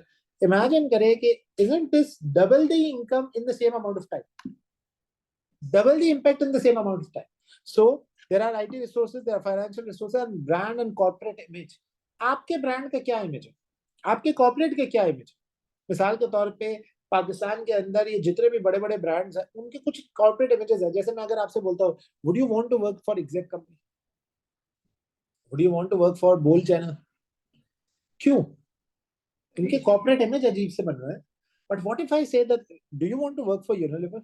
सर मैं तो जब छोटा था तब, बहुत ज्यादा छोटा था, अब तो खैर सिर्फ छोटा, लेकिन जब मैं छोटा था तो यकीन माने मेरी तो जिंदगी का ख्वाब था एंग्रो में काम करना। I really wanted to work in Engro, I really wanted to work in Unilever. मेरा दिल था कि मैं PNG में, अल्लाह करे मेरी PNG में जॉब हो जाए। ठीक है, हुई मेरी माशाल्लाह से और बेहतर कंपनीज में हुई, बट PNG PNG था और एंग्रो एंग्रो था। मैं सोचता था, मेरे बॉस आज भी मुझे कहते हैं लकी ग्रुप ऑफ कंपनी जैसा बने, वहां जैसा काम करना है अपने वैसा बने। So corporate images are very important and any unique tangible asset. अच्छा, यूनिक टेंजिबल एसेट क्या होता है? देखें फॉर एग्जांपल हमारी कंपनी के पास एक प्रोडक्शन मशीन है जो 3 मिनट पहले प्रोडक्शन करती है, और पता है पुरानी मशीन और इस मशीन में और कोई फर्क ही नहीं। और वो जो 3 मिनट पहले प्रोडक्शन करती है ना एक बैच की, वो उस पुरानी मशीन और इस मशीन में तकरीबन कोई 24 से 25 करोड़ का फर्क है। आप सोच सकते हैं कि 3 मिनट की खातिर आप 25 करोड़ इन्वेस्ट करेंगे। मतलब आपको जस्टिफाइड लगता है? आपको लगता है कि 3 मिनट की खातिर को 25 करोड़ लगाएगा? ज्यादा प्रोडक्शन सर अब मैं आपको बताता हूँ, एक बैच तकरीबन कोई 15 से 18 लाख रुपए का, एक बैच को तकरीबन 15 से 18 लाख रुपए का, अब मतलब उसकी सेल वैल्यू। अब जब 3 मिनट पहले प्रोडक्शन होती है ना, तो पूरे साल में हम लोग 18 से 20 बैचेस एक्स्ट्रा प्रोड्यूस करते हैं। तो इसका मतलब है अगर मैं सेफ साइड 10 लाख भी ले लूं, सेफ साइड 10 लाख भी ले लूं, तो अगर मैं 20 बैचेस लगाता हूँ, तो 10 बैचेस का मतलब होता है 1 करोड़, और 20 बैचेस का मतलब होता है 2 करोड़। सीधा सीधा 2 करोड़, 2 करोड़ की सेल। लेकिन ये 2 करोड़ की सेल एक्स्ट्रा हमारे लिए कोई कंसर्न ही नहीं है। हमारा जो मेजर कंसर्न है ना, वो उस दुकान पे हमारी प्रोडक्ट का पहले पहुंचना, जिसकी वजह से हमारी प्रोडक्ट का पहले बिकना हो। 3 मिनट पहले प्रोडक्शन का मतलब है 3 मिनट पहले बैच की कंप्लीशन होना, 3 मिनट पहले बैच की कंप्लीशन होने का मतलब है 3 मिनट पहले डिलीवरी होना, 3 मिनट पहले डिलीवरी होने का मतलब है कि 3 मिनट पहले कस्टमर के प्रेमिसेस तक पहुंच जाना, और 3 मिनट पहले जब आप एक मरतबा कस्टमर के प्रेमिसेस तक पहुंच जाओ और आपको पता हो कि आपकी प्रोडक्ट की क्वालिटी सुपर्ब क्वालिटी है, तो यकीन माने कस्टमर अगली बार खुद आपकी प्रोडक्ट खरीदने आएगा। मेरा मार्केट शेयर ऑटोमेटिक है। लेकिन ये समझाना आसान नहीं है डायरेक्टर्स को। और डायरेक्टर को सोचे ना, डायरेक्टर मुझे आखिर में आके बोला, यार बिलाल 3 मिनट पहले प्रोडक्शन करने से मैं 25 करोड़ क्यों लगाऊं? तो I have to give him figures. मैंने हम लोगों ने जब इसका बनाया ना फीजिबिलिटी रिपोर्ट, तो हमने 5 साल की फिगर बनाई, और हमने कहा कि देखो 20 बैचेस एक्स्ट्रा प्रोड्यूस होते हैं साल के, तो 5 साल में आप लगा सकते हैं कितने 100 बैचेस एक्स्ट्रा प्रोड्यूस हो गए, 3 मिनट एक्स्ट्रा कम बचत होने की वजह से। अब 100 बैचेस की, अगर एक बैच की प्राइस है 10 लाख रुपए, तो 100 बैचेस की प्राइस हो गए 10 करोड़ रुपए। तो मैंने कहा सर 5 साल में आप 10 करोड़ तो सेफ साइड सीधी सीधे बना लिया आपने। ये मशीन की जो लाइफ है वो अगले 30 साल है, तो 5, 5, 10, 5, 15, 15 साल में आपने 25 से 30 करोड़ रुपए कमा लिए एक्स्ट्रा। जो आपने 25 करोड़ एक्स्ट्रा लगाए थे वो 3 साल में आपका पे बैक पीरियड आ गया। अब अगले 23 ईयर्स, अगर मैं 25 साल भी लगाऊं, 22 years, you have to get that amount of profit. Sir इसकी फीजिबिलिटी रिपोर्ट, अब ये यूनिक टेंजिबल एसेट ये हमारी इंडस्ट्री में हमारे पास है, और ये होने की वजह से हमारी बैच बहुत एक्सेसिवली हाई प्रोडक्ट्स को मार्केट में ला सकते हैं। सही है ना? सर जल्दी से एक काम करते हैं, नमाज पढ़ लेते पहले।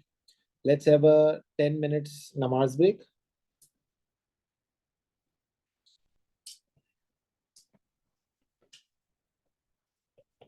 जाए नमाज पढ़ के आए, फिर वापस आए।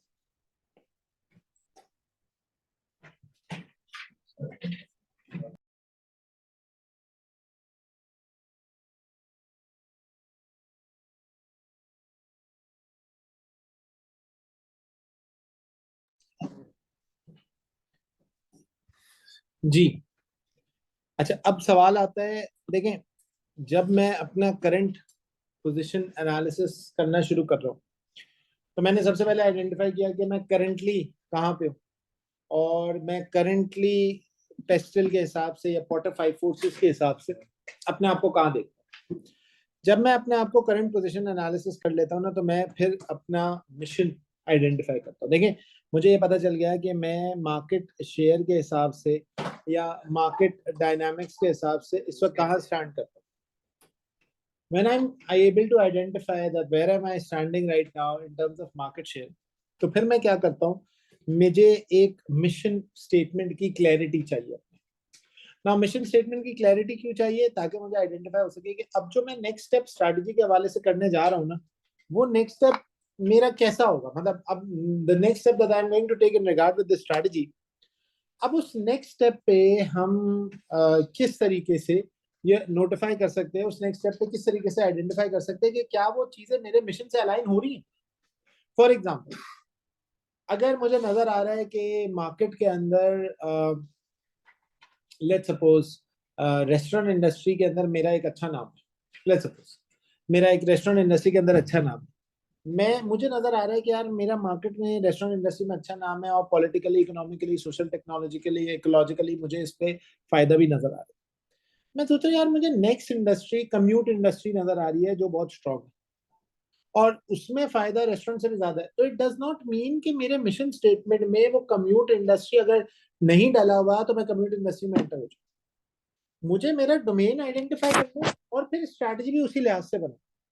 बहुत सारे बिजनेस फेलियर्स पता क्या होते हैं, और ये देखते हैं हम जिस चीज में काम कर रहे हैं उसमें तो कमाई कम हो रही है, जो नेक्स्ट चीज जिसमें ये बंदा काम कर रहा है ना उसमें कमाई बहुत ज्यादा है, and they oversee there mission statement कि हमारा तो मिशन सिर्फ और सिर्फ इसी एरिया को फोकस करना है, हम उस एरिया में जाने की कोशिश करेंगे। यानी हम, मैं इसको यूं रिफ्रेज कर सकता हूँ, that I try to wear the boots of the other person, despite the fact कि मुझे अपने बूट में रहते हुए वो काम अगर मैं कंसिस्टेंटली करता रहता तो शायद बेहतर कर जाता, लेकिन ड्यू टू द फैक्ट कि मुझे उसका एरिया ज्यादा अच्छा नजर आ रहा है तो मैं उसकी स्ट्रैटेजी में घुसने की कोशिश करता हूँ। तो याद रखिएगा कि आप अपनी स्ट्रैटेजी में रहते हुए अपने लिए फ्रूटफुल रिजल्ट्स को जनरेट करने की कोशिश करें। So clarity of mission statement of future course of direction. अच्छा, मिशन स्टेटमेंट क्या होता है? एक क्वांटिटेटिव नेचर की स्टेटमेंट होती है जिसका मकसद क्या होता है? जिसका मकसद होता है कि वो आपको आइडेंटिफाई करती है कि what is the product that you intend to sell or the service that you want to sell in the near future। But याद रखना, ये प्रोडक्ट या सर्विस के हवाले से जो हम स्टेटमेंट बनाते हैं ये हमेशा एक quantitative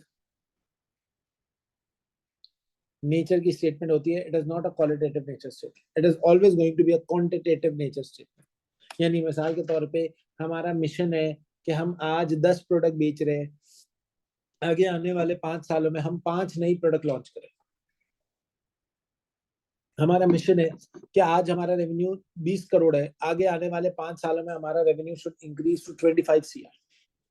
So clarity of mission for or future course of direction, it is vital for an organization to have a clear understanding of the current position and to have a clear mindset regarding the future action plan, as device strategy might fail if an organization continue to deviate from its planned vision and mission। देखिए, अगर इदारा अपने planned vision से change होगा, मैं हमेशा ये कहता हूँ कि भाई आप जब भी कोई बिजनेस इनकॉर्पोरेट करते हैं, think 100 times before starting a business, but once you start the business, now make sure कि आप उसी डिवाइस्ड डायरेक्शन के ऊपर ही रहें।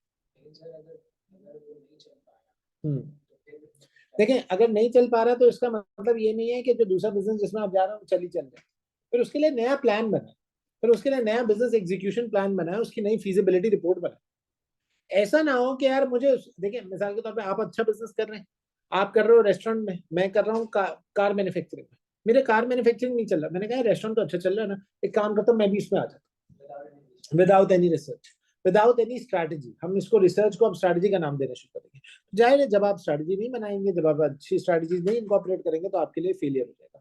सो कहते हैं understanding its current position and to have a clear mindset regarding the future action plan, as device strategy might fail if an organization continue to deviate from its planned vision and mission strategy। फिर expectation of the key stakeholder, as they have key interest in the ongoing activity and well-being of an organization, therefore the fulfillment of these expectations should be a priority of the organization। देखो अब एक बात और याद रखना, तुम जो भी स्ट्रैटेजी बनाओगे, जो भी स्ट्रैटेजी तुम डिफाइन या डिवाइस करने जा रहे हो, याद रखना it should incorporate the stakeholders of a company। या आपकी कंपनी के स्टेक होल्डर्स को इनकॉर्पोरेट करवाना जरूरी है। आपने उनकी एक्सपेक्टेशन को इनकॉर्पोरेट करा।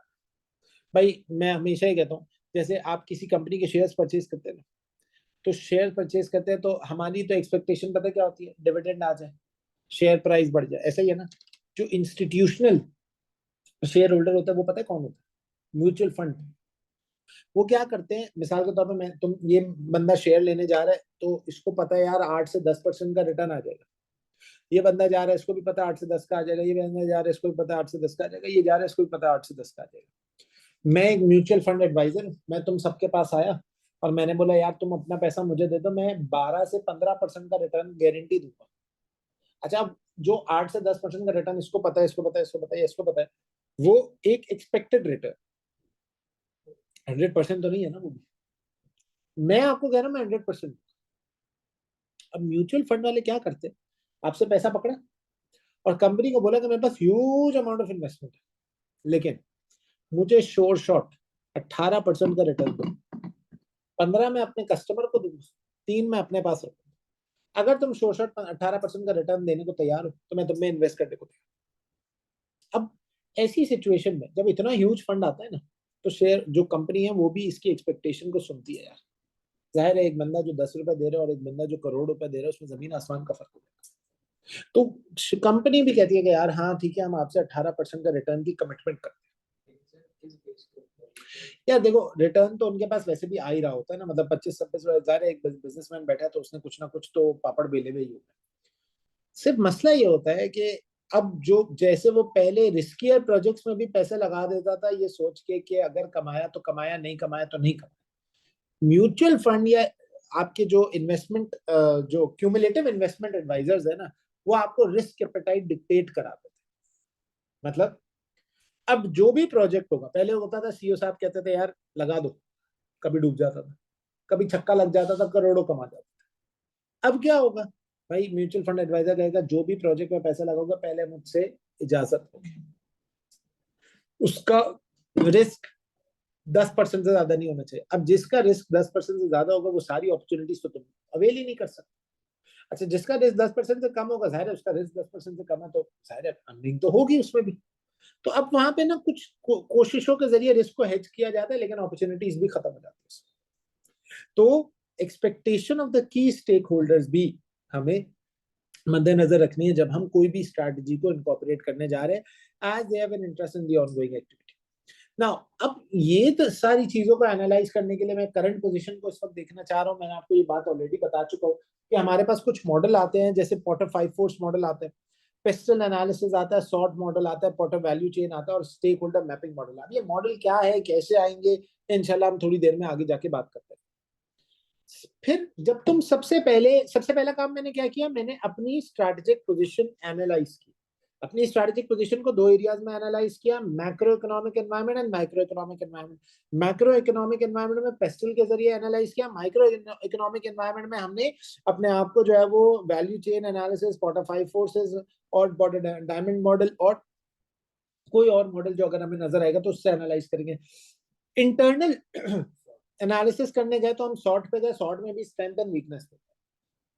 अच्छा, एनालाइज करने के बाद जनरेट करो all possible choices of growth that you have. देखें, मैं जब एसबीएल कोविड से पहले पढ़ाता था ना, तो मैं उस वक्त मेरी नौकरी 9 to 5 होती थी। अभी भी है लेकिन अब थोड़ी सी जो है ना वो फ्लेक्सिबल हो गई है। उस वक्त शॉर्ट 9 to 5 थी, मतलब 9 बजे आना था और 5 बजे आना था और 6:30 बजे मैं एसबीएल की क्लास कंडक्ट करता था। तो हफ्ते में 3 दिन और आहिस्ता आहिस्ता 4 और 5 भी हो जाते थे कि मैं 9 to 9 जॉब कर रहा था। एक्चुअली 9 to 5 यहाँ और फिर 6:30 to 9 पढ़ाता था। तो मैं सोचता था कि यार जब ये क्लासरूम भर जाएगी, उस वक्त फिजिकल क्लासेस ज्यादा होती थी, फिर क्या होगा, सेकेंड बैच कैसे अनाउंस करूँ, क्या मैं खुद अपना कंपेटिटर लाऊंगा, क्या मैं खुद किसी को बच्चे ट्रांसफर करूंगा, मैं क्या करूंगा। तो जब मैं ये सोचता था ना, तो I used to identify, okay now I need to make strategic choices. फिर वही हुआ कि अल्लाह ताला ने कोविड दुनिया में दिया। जैसे ही कोविड आया तो एवरीथिंग चेंज, ऑनलाइन रिकॉर्डेड। अब इस अटेम्प्ट में तो मैं हैरान हूँ कि हमारे पास जो रिकॉर्डेड है उसकी स्ट्रेंथ काफी ज्यादा है और फिजिकल और ऑनलाइन की स्ट्रेंथ काफी डिफरेंट है। तो people are moving towards that area, जो लोगों को फ्लेक्सिबल भी लगता है, लोगों को थोड़ा सा ईज और कंफर्ट आता है। बट मैं हमेशा प्रेफरेंसेस को देता कि फिजिकल और ऑनलाइन जो है वो, क्योंकि मैंने सारी जिंदगी ऐसे पढ़ा है तो शायद इस वजह से। सो स्ट्रैटेजिक चॉइसेस, अब आप तमाम स्ट्रैटेजिक चॉइसेस बना। मेरे पास चॉइस है कि मैं एक और प्रोडक्ट लॉन्च करूं। देखिए मेरा मकसद क्या है, मेरा मकसद है सेल्स बढ़ाना। उसके लिए मैंने करंट पोजीशन को एनालाइज कर लिया। करंट पोजीशन एनालाइज करने के बाद नाउ सेल्स इंक्रीज करने के 2-3 एरियाज। पहला, मैं एक्स्ट्रा प्रोडक्ट लॉन्च करूं।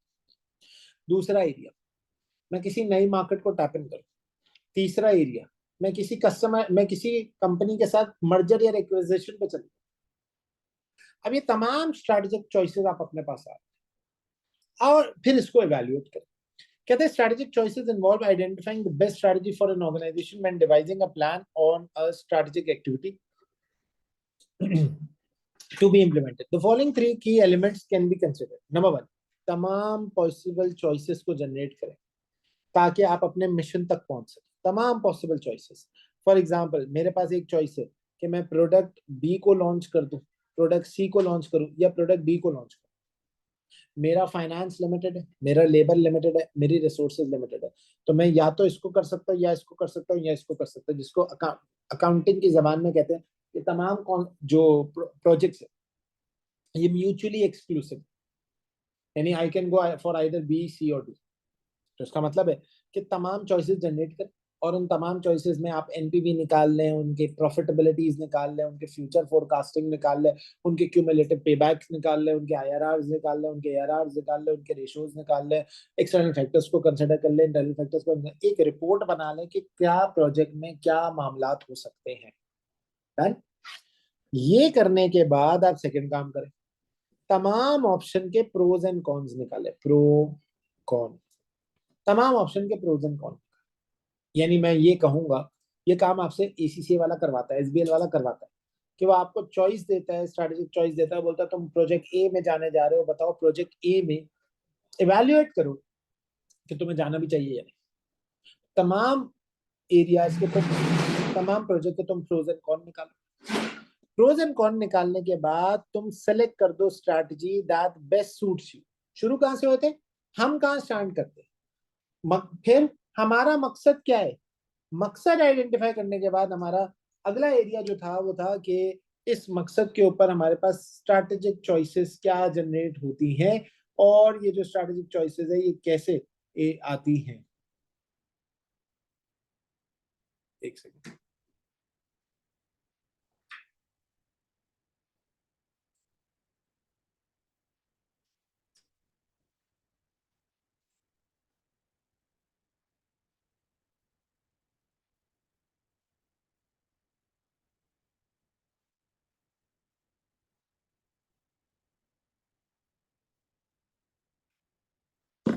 Select the strategy that best suits you. See strategy selection criteria under the next step. अच्छा, अब क्या हुआ, मुझे पता चला मैं कहाँ स्टैंड करता हूँ और मेरी स्टैंडिंग के लिहाज से जो सी है ना वो बेस्ट है इस वक्त।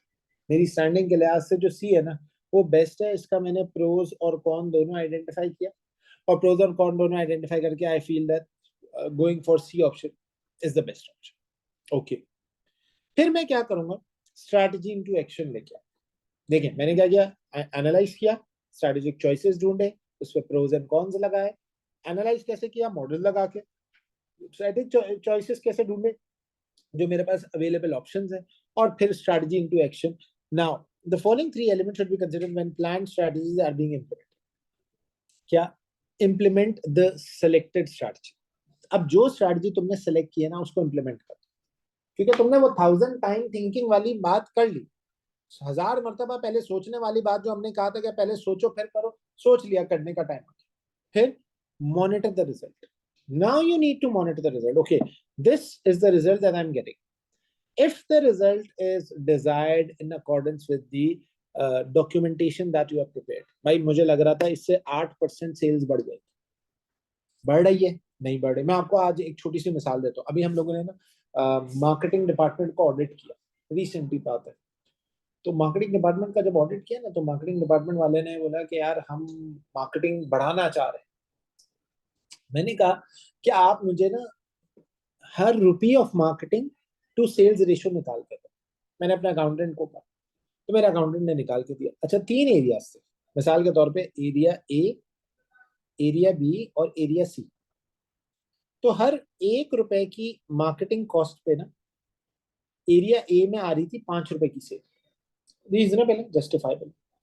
हर 1 रुपए की मार्केटिंग कॉस्ट पे एरिया बी में आ रही थी 3 रुपए की सेल, चलो अभी भी मैं मान लूंगा। हर 1 रुपए की मार्केटिंग कॉस्ट पे ना एरिया सी में आ रही थी 2 रुपए की सेल। अच्छा, पिछले 2 अटेम्प्ट से ना, मतलब पिछले 2 क्वार्टर्स हम एरिया सी की मार्केटिंग बढ़ाई जा रही है। और मार्केटिंग वाला हर दफा मेरे पास एक मार्केटिंग प्रपोजल लेके आता है और बोलता है सर इसको अप्रूव कर दे, ये 2 करोड़ की मार्केटिंग करनी है सी में, 2.5 करोड़ की मार्केटिंग। मैं उससे ये कहता था कि यार ये इसके अंदर कोई और फ्लॉ तो नहीं है।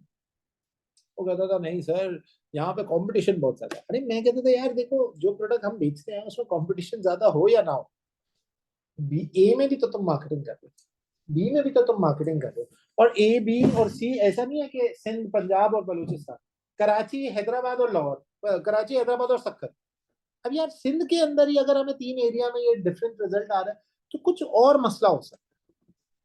उसने कहा कि सर मैं आपको सारे स्टैट्स लाके दिखा देता हूँ, हमने ये मार्केटिंग की, हमने वो मार्केटिंग की, हमने यूं फैलाया, हमने ये पेनाफ्लेक्स बांट दिए, पेम्फलेट बांट दिए, पता नहीं क्या क्या दिखाता रहा। फिर मेरे दिमाग में ना एक बात थी, मैंने अपनी टीम से कहा कि क्या हमारे पास पाकिस्तान का सेंसस मौजूद है, यानी पॉपुलेशन का डाटा मौजूद है। मुझे किसी ने बताया कि सर पुराना डाटा, मैंने कहा डाटा लेके आए ना, अमेजिंग रिजल्ट बताऊं, एरिया सी के अंदर पॉपुलेशन इतनी कम। तो मैंने अपने मार्केटियर को ना बिठा के ये बात समझाई कि देखो इस पे अगर तुम और पैसा लगाते हो ना, तो इसका मतलब है कि तुम एक दरवाजे को खटखटाते हो और बोलते हो आपको पता है हमारी प्रोडक्ट आ गई है मार्केट में, वो सुन लेता है तुम्हारी बात। फिर 15 मिनट बाद क्योंकि कॉस्ट बढ़ा रहे हो तुम, फिर उसी दरवाजे को खटखटाते हो और तुम उससे जाके बोलते हो तुम्हें पता है हमारी प्रोडक्ट आ गई, बिकॉज वहां पॉपुलेशन ही नहीं है। आप एक्स्ट्रा मतलब इसके ऊपर इससे ज्यादा रिजल्ट आ ही नहीं सकता।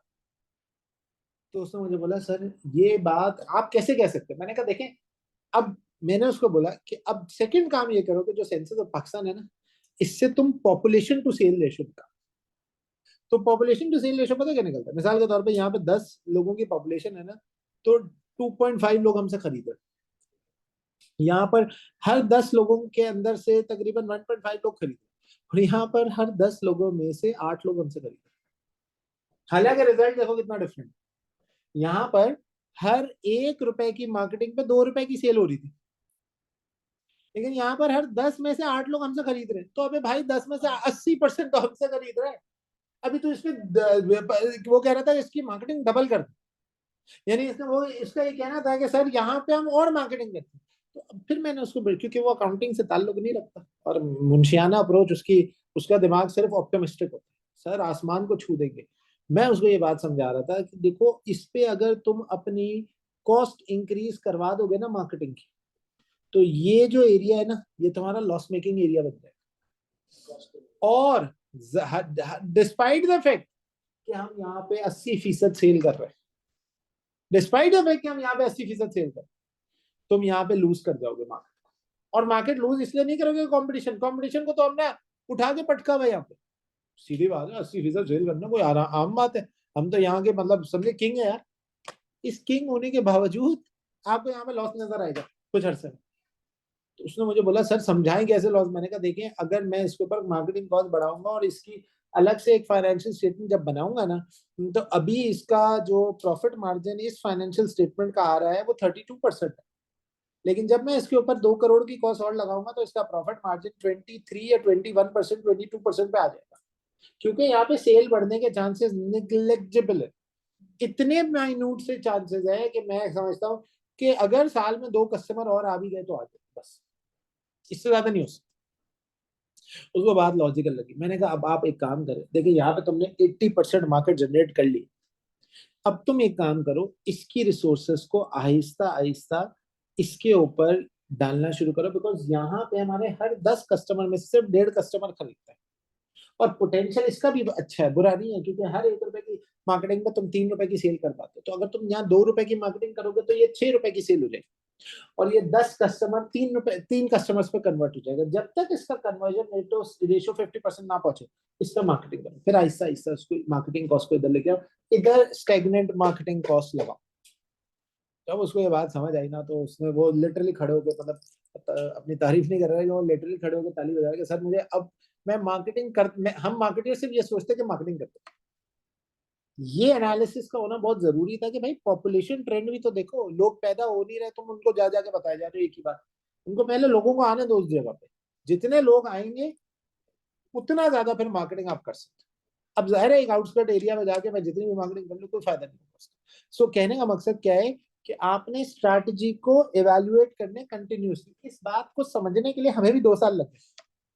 भाई पहले तो हम मार्केटिंग ऐसे ही करते थे ना, एरिया ए में 2 करोड़, बी में 2 करोड़, सी में 2 करोड़, और मार्केटिंग प्लान अच्छा होना चाहिए, प्लान अच्छा होना चाहिए। हर बंदा प्लान मांगता है, डायरेक्टर बैठे मार्केटिंग प्लान दिखाओ सर, ये देखिए ये देखिए देखिए सर, हम फहद मुस्तफा को बुला लेंगे सर, हम वहां पे जाके मॉल में कैंपेन चलाएंगे सर, हम लोगों को फ्री में सोवेनियर्स बांट देंगे सर, जो 2 मिलियन की सेल लेगा उसके ऊपर हम आधे मिलियन का उसको ये प्रोवाइड कर देंगे, यूं कर देंगे, ट्रांसपोर्टेशन फ्री कर देंगे। 100 बातें मेरे पास मार्केटिंग प्लान में आती थी, लेकिन कभी भी ये नहीं आया कि सर इधर मार्केटिंग करेंगे, पॉपुलेशन मौजूद है, हवाओं को तो नहीं बता के आ जाएंगे, एक ही घर को 2 मरतबा तो नहीं ये बात समझा के आ जाएंगे कि हमें आपको ये फायदा देने जा रहे हैं। सर इसका मतलब है कि आपने अपने मार्केटिंग, अपने प्लान को, जो भी स्ट्रैटेजी को आप एक्शन में डिजायर्ड रिजल्ट हासिल करना चाह रहे हैं बेटा, उसको आप रिजल्ट हासिल करने से पहले you have to amend the strategy if the desired result is not in your favour. फिर आते हैं बेटा एक्सटर्नल एनवायरनमेंट दैट सराउंड्स। अब मैंने आपको बता दिया बेटा 3 एरियाज थे, 3 एरियाज में मैं बार बार रिपीट इसलिए करता हूँ ताकि आपको बात दिमाग में बैठे। 3 एरियाज थे, 3 एरिया में से पहला एरिया था कि you have to identify your current strategic position. आप ढूंढेंगे आप कहाँ स्टैंड करते हैं। Once you identify your current strategic position, आप स्ट्रेटेजिक चॉइसेस बनाओगे, आप तमाम पॉसिबल ऑप्शंस जनरेट करोगे, उन तमाम पॉसिबल ऑप्शंस के प्रोज एंड कॉन्स लिखोगे और बताओगे कि कौन सी ऐसी स्ट्रेटजी है that best suits your result. फिर आप क्या करोगे, आप अपने रिजल्ट को मॉनिटर करोगे, अमेंड करोगे स्ट्रैटेजीज और चेंज करोगे अगर आपको लगता है कि आपकी स्ट्रैटेजी में कुछ रद्द बदल होना चाहिए है। फिर आप एक्सटर्नल एनवायरनमेंट को देखोगे। External environment means external factor that surrounds और affect the business, for example economy, law, customers and competitors. अब 2 किस्म की एक्सटर्नल एनवायरनमेंट होती है, ये ऑलरेडी मैं आपको बता चुका हूँ। एक होती है आपकी कंट्री वाइज एनवायरनमेंट, जिसके अंदर हमने बोला था कि आपके पास जो मॉडल लगता है ज्यादातर वो क्या होता है, पेस्टल मॉडल। और एक होती है आपकी इंडस्ट्री वाइड एनवायरनमेंट, इसके अंदर आपके पास पॉटर 5 फोर्सेस लगता है या पॉटर वैल्यू चेन एनालिसिस लग रहा होता है। अब ये कैसे लगता है, कहाँ लगता है, आगे बात करेंगे। In order to devise the strategy it is highly important that reasonable predictions are made. अच्छा नेक्स्ट क्लास में मुझे जरा याद दिलाना, मैंने आपको फॉर्मेट देने पर, फॉर्मेट्स के भी बात करनी है, वो अभी हमारी बात नहीं हुई है। मेरा इरादा था आज करने का, लेकिन मैं चाहता कि मैं आज टॉपिक स्टार्ट करूं। नेक्स्ट क्लास में मैं पहले आपको फॉर्मेट दूंगा और इसको फिर हम आगे लेके चलेंगे, ठीक है।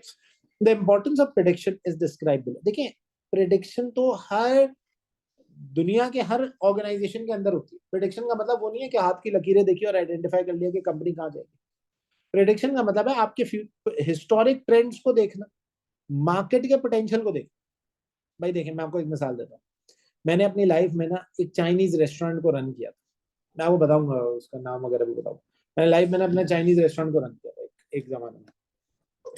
अब वो जो चाइनीज रेस्टोरेंट मैंने चलाने की कोशिश की थी ना, मेरा कोई एक्सपीरियंस नहीं था चाइनीज रेस्टोरेंट को चलाने का, और बहुत बहुत ही अच्छा खूबसूरत किस्म का restaurant, I will show you. जब मैंने इनकॉर्पोरेट किया था तो यकीन माने जब एक्चुअली प्रैक्टिकली हम उस रेस्टोरेंट के अंदर आए ना, तो हमें अंदाजा हुआ कि यार ये जितनी भी बातें लफाजियां हम लोग पढ़ के आए हैं ना, इनमें से कोई भी प्रैक्टिकली नहीं अप्लाई हो सकती। मतलब अप्लाई हो सकती हैं बट उसके लिए एनवायरनमेंट बहुत ही स्टेबल चाहिए। Dynamic and ever changing environment जो कि हालात पाकिस्तान के इस वक्त हैं, उसको देखते हुए ना तो आपको सारे मॉडल, मतलब मेरा इस बात पे ईमान हो गया था कि वो जो सेठ होता है ना, सेठ माइंडसेट, जिसने पढ़ा लिखा नहीं होता लेकिन वो बिजनेस बहुत अच्छा करता है, वो सही होता है। उसका माइंडसेट पता क्या होता है, सिचुएशन बेस्ड माइंडसेट। ना उसे पॉटर 5 फोर्स का पता है, ना उसे वैल्यू चेन का पता है, ना वो पॉलिटिकल एनालिसिस करता है, ना वो पैसे। सोचो उसके पास गवर्नमेंट आके खड़ी हो जाएगी कि टैक्सेशन के अंदर आपने चोरी किया, तो वो पेस्टल एनालिसिस नहीं करने बैठ जाता कि आज ही टेक्नोलॉजिकली सॉरी पॉलिटिकली हम पे ये रूलिंग आई हुई है तो हम इस रूलिंग का क्या जवाब दें। हम 15 लोगों को बिठा उसी उसी वक्त ऑन स्पॉट डायरेक्शन हिट लेता है और वो ऑन स्पॉट रिस्क या उसके इम्पैक्ट को ढूंढ लेता है। तो मेरा कहने का मकसद क्या है कि सर कुछ प्रिडिक्शंस हम भी करते हैं एज अ बिजनेसमैन, और वो जो प्रिडिक्शन होती है वो prediction based on historic grounds होती है। देखें 2 वर्ड आपने लाइफ में सुने होंगे, प्रिडिक्शन एंड फोरकास्ट।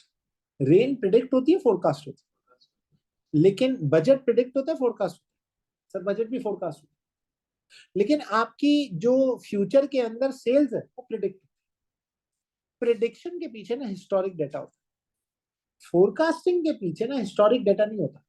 फोरकास्टिंग के पीछे जनरल ट्रेंड्स होते हैं। जैसे जून में बारिश होनी है, तो अब जून के किस डे पे बारिश होती है ये फोरकास्ट है। लेकिन जून के अंदर हम मार्केट में एक बड़ा चंक हासिल करते हैं नॉर्मली सेल का। तो ये क्यों हासिल करते हैं, क्योंकि पिछले 6 जून से तो मैं देख रहा हूं ऐसे ही होता है, हिस्टोरिक डेटा। सो मेरा बेटा, future prediction are essential for the strategy development because they provide a framework for anticipating the potential challenges and opportunities. The foresight help in aligning the resources effectively, making informed decision and maintaining a competitive edge in a rapidly changing environment. Tools used for prediction. अच्छा अब ये जो prediction है इसमें आपने बहुत सारे tools पहले से पढ़े। जैसे एक टूल है ट्रेंड एनालिसिस, पढ़ा हुआ है आप लोगों ने। हम एक ट्रेंड एनालिसिस करते हैं, एक लकीरें बनाते हैं। बल्कि ट्रेंड एनालिसिस में आपको क्या बता रहा हूँ, कितने लोग क्रिप्टो करेंसी या कभी कोई स्टॉक मार्केट की एप्लीकेशन या कोई ऐसी एप्लीकेशन देखी है जिसमें वो कैंडल्स बनती हैं, वो नंबर ऊपर नीचे जाते हैं, ये ट्रेंड एनालिसिस होते हैं। देयर इज अ ट्रेंड क्या वैसे होगा, वैसा होगा, वैसे होगा, तो अगला ऐसे ही होगा। देयर इज अ ट्रेंड क्या ऐसा नीचे जा रहा है, नीचे जा रहा है, नीचे। अभी मैं आपको बताऊं मिसाल के तौर पे, ईरान और इसराइल की जो जंग है सर, इसके जरिए सबसे बड़ा इंपॉर्टेंट जो मसला आ रहा है ना, वो ईरानी पेट्रोल महंगा होता जा रहा है। आप हाईवे पे जाए, ईरानी पेट्रोल महंगा हो रहा है। अच्छा, अब ईरानी पेट्रोल होता भी 2 नंबर है, मतलब फ्रॉडुलेंट पेट्रोल है। उसकी वजह से दूसरा इम्पैक्ट पता है क्या आ रहा है, जितनी भी ये जो इंटरसिटी ट्रांसपोर्टेशन है ना, ये महंगी होती जाएगी। अभी तो इम्पैक्ट बहुत कम है क्योंकि शुरुआत है ना, अभी तो 10-12 दिन हुए जंग को। अब ये जब और बढ़ना शुरू होगा, आप इमेजिन करें मुल्क में इन्फ्लेशन आ जाएगा, क्योंकि मेजोरिटी ट्रांसपोर्ट कंपनी पैसे बढ़ा देगी। अच्छा, ट्रांसपोर्ट कंपनी को जब बोला जाएगा कि भाई ऑफिशियल पेट्रोल खरीदो, क्यों नहीं खरीदते, तो बोलेंगे ईरानी पेट्रोल फिर भी सस्ता है इनके मुकाबले में। तो कहने का सारा मकसद ये है कि sir there are certain trends on the basis of which you can ascertain the market. Iran और इसराइल की जंग में सबसे ज्यादा जो इम्पैक्ट आता है वो गोल्ड की मार्केट में आता है, बल्कि किसी भी जंग में गोल्ड की मार्केट में आता है। बिकॉज सबसे ज्यादा लिक्विड कैश, आप ना डॉलर लेके भाग सकते हैं, हो सकता है डॉलर कहीं एक्सेप्ट हो कहीं ना हो। आप रुपीज लेके भागेंगे, हो सकता है कहीं एक्सेप्ट हो कहीं ना हो। आप अपनी कोई गाड़ी लेके भागेंगे, हो सकता है कोई खरीदे कोई ना खरीदे। गोल्ड एक ऐसी चीज है जो दुनिया भर में जब आप जाके दिखाएंगे तो परचेज होने के काबिल है, बेचने के काबिल है। तो गोल्ड की मार्केट एक्सेसिवली हाई हो जाती है। अभी अभी अभी भी आपने देखा होगा, जितनी जंग करीब आती है ना, गोल्ड की मार्केट हाई हो जाती है। मैं हमारे ये मेरे एक दोस्त है, मेमन है वो, माशाल्लाह से मेमनों का जो है ना, वो गोल्ड का बड़ा, मतलब वो हर किस्म के काम में ही आगे होते हैं। तो वो कहते हैं कि यार जंग हो गई ना तो इंशाल्लाह मैं बहुत कमाऊंगा। तो मैं कहता हूँ यार जंग पे आप कमाएंगे। वो जब भी पाकिस्तान इंडिया भी हुई थी ना, तो वो ऐसी बातें करते। तो हम कहते थे यार हम मेमन है कि क्या आदमी, आदमी है क्या है, जानवर तो नहीं, आप कैसी बातें करते हैं। तो कहने लगा भाई मेरे पास गोल्ड है, मैं वेट करता हूँ कि प्राइस ऊपर आ जाए। और वो प्रॉफिट केतरो थी वो बा वाली कहानी थी ना, जैसे वो इस तरह। तो he is very concerned about his investment कि जैसे ही प्रोडक्ट में मार्केट में प्राइस ऊपर जाएगी इन चीजों की, तो मेरा पहला काम क्या होगा। और वो कंटिन्यूसली गोल्ड की प्राइस को मॉनिटर करते रहते हैं, ईरान इसराइल की जंग को उस दिन बता रहे आपको पता है ईरान ने इतना हमला किया। हाँ यार, कर तो रहे ईरान ठीक ठाक। कह रहे नहीं, जैसे ही ईरान हमला करता है ना, गोल्ड की प्राइस ऊपर जाती है। आप इमेजिन करें कि किसी का पर्सपेक्टिव ये भी हो सकता है। सो trend analysis historic decision making की बेसिस पे, हिस्टोरिक नंबर्स की बेसिस पे फ्यूचर को प्रिडिक्ट करते हैं। फिर सिनेरियो प्लानिंग। अच्छा, सिनेरियो बिल्डिंग आपने कभी सुना है, इसका प्रिडिक्शन एनालिसिस भी कहते हैं यार। ये आपने सुना होगा, F5 में देखा होगा। मिसाल के तौर पे मैं एक प्रोडक्ट ए को लॉन्च करने जा रहा हूँ, लेट्स सपोज। अच्छा, अब मैं प्रोडक्ट ए को जो लॉन्च करने जा रहा हूँ ना, उसमें मेरे पास जो कॉस्ट लगेगी ना, वो 10 मिलियन की लगेगी। अब मुझे एक बात बताओ, ये जो 10 मिलियन की कॉस्ट है, इस कॉस्ट के अंदर प्रिडिक्शन मैंने जो निकाली है हिस्टोरिक डेटा को देखते हुए, इसको सेंसिटिविटी एनालिसिस भी आप लोग कहते हो अगर आपको याद हो। तो देर आर 30% चांस कि हम जो है वो 20 मिलियन कमाएंगे, एंड देर आर 50% चांस कि हम जो है वो 15 मिलियन कमाएंगे, एंड देर आर 20% चांस कि हम जो है वो 12 मिलियन कमाएंगे। और मिसाल के तौर पे देर आर 10% चांस कि हम 2 मिलियन का लॉस करेंगे। जी जी जी। अब हम इसमें करते क्या थे, याद है आपको? 3 2 6, 6 million expected value, 7.5 million expected value. ये कितना आ रहा है? 2.4 एक्सपेक्टेड वैल्यू और 0.2 मिलियन एक्सपेक्टेड वैल्यू। थोड़ा ऊपर नीचे हो गया। 6 मिलियन, 7.5 मिलियन, 2.4 मिलियन एंड 0.2 का नेगेटिव। क्यूमुलेटिवली अगर आप इसको देखते हो तो कितना आ रहा है, जरा ऐड लेस करना। 15.3, मैं ये माइनस भी कर लिया, नेगेटिव 15.3। तो अगर मैं 10 मिलियन की इन्वेस्ट करूं और सारे ऑड्स एंड इवेंट्स लगा लूं, तो बेयर मिनिमम 15.3 गुड है, गो फॉर दिस इन्वेस्टमेंट। ये याद है ना आपको, एक्सपेक्टेड वैल्यू आपने वो निकालते थे, sensitivity analysis, decision tree, yes. तो ये कहलाता है बेसिकली आपकी scenario planning. These are the scenarios that you generate. Get it? This method involves creating and analyzing the different future scenarios to prepare the various possible outcomes. These are essential for strategic decision making, as it is often said that we should think out of the box. But what is basically meant by this is that we should have such a mindset where ideas of the future possible outcomes of event which have not yet occurred are encouraged and are implemented as well. Multiple scenarios are built in conditions of high uncertainty so that the possible outcomes are reviewed. देखिए ये uncertainties है, ये जो percentages मैंने यहाँ लिखी है ना, ये uncertainties है। देखो अगर मैं बोल रहा हूँ 50%, there are 50% chance, there are 50% chance कि हम 15 मिलियन कमाएंगे, ये अनसर्टेनिटी तो है कि 50% चांस है कि हम 15 मिलियन कमाएंगे, पर 30% चांस है कि 20 मिलियन कमाएंगे, पर 20% चांस है कि 12 मिलियन कमाएंगे। तो ये अनसर्टेनिटीज की बेसिस पे हम आइडेंटिफाई करते हैं कि हमारी प्रोडक्ट में बेयर मिनिमम, मतलब सब कुछ डाल डूल के, सब कुछ माइनस प्लस करके हमारे पास जो वैल्यूज आ सकती है वो 15.3 मिलियन है, और हमारी जो कॉस्ट है वो 10 मिलियन। सो कहता है मल्टीपल सिनेरियोज आपको बनाने पड़ेंगे, और मशीन लर्निंग एल्गोरिथम्स।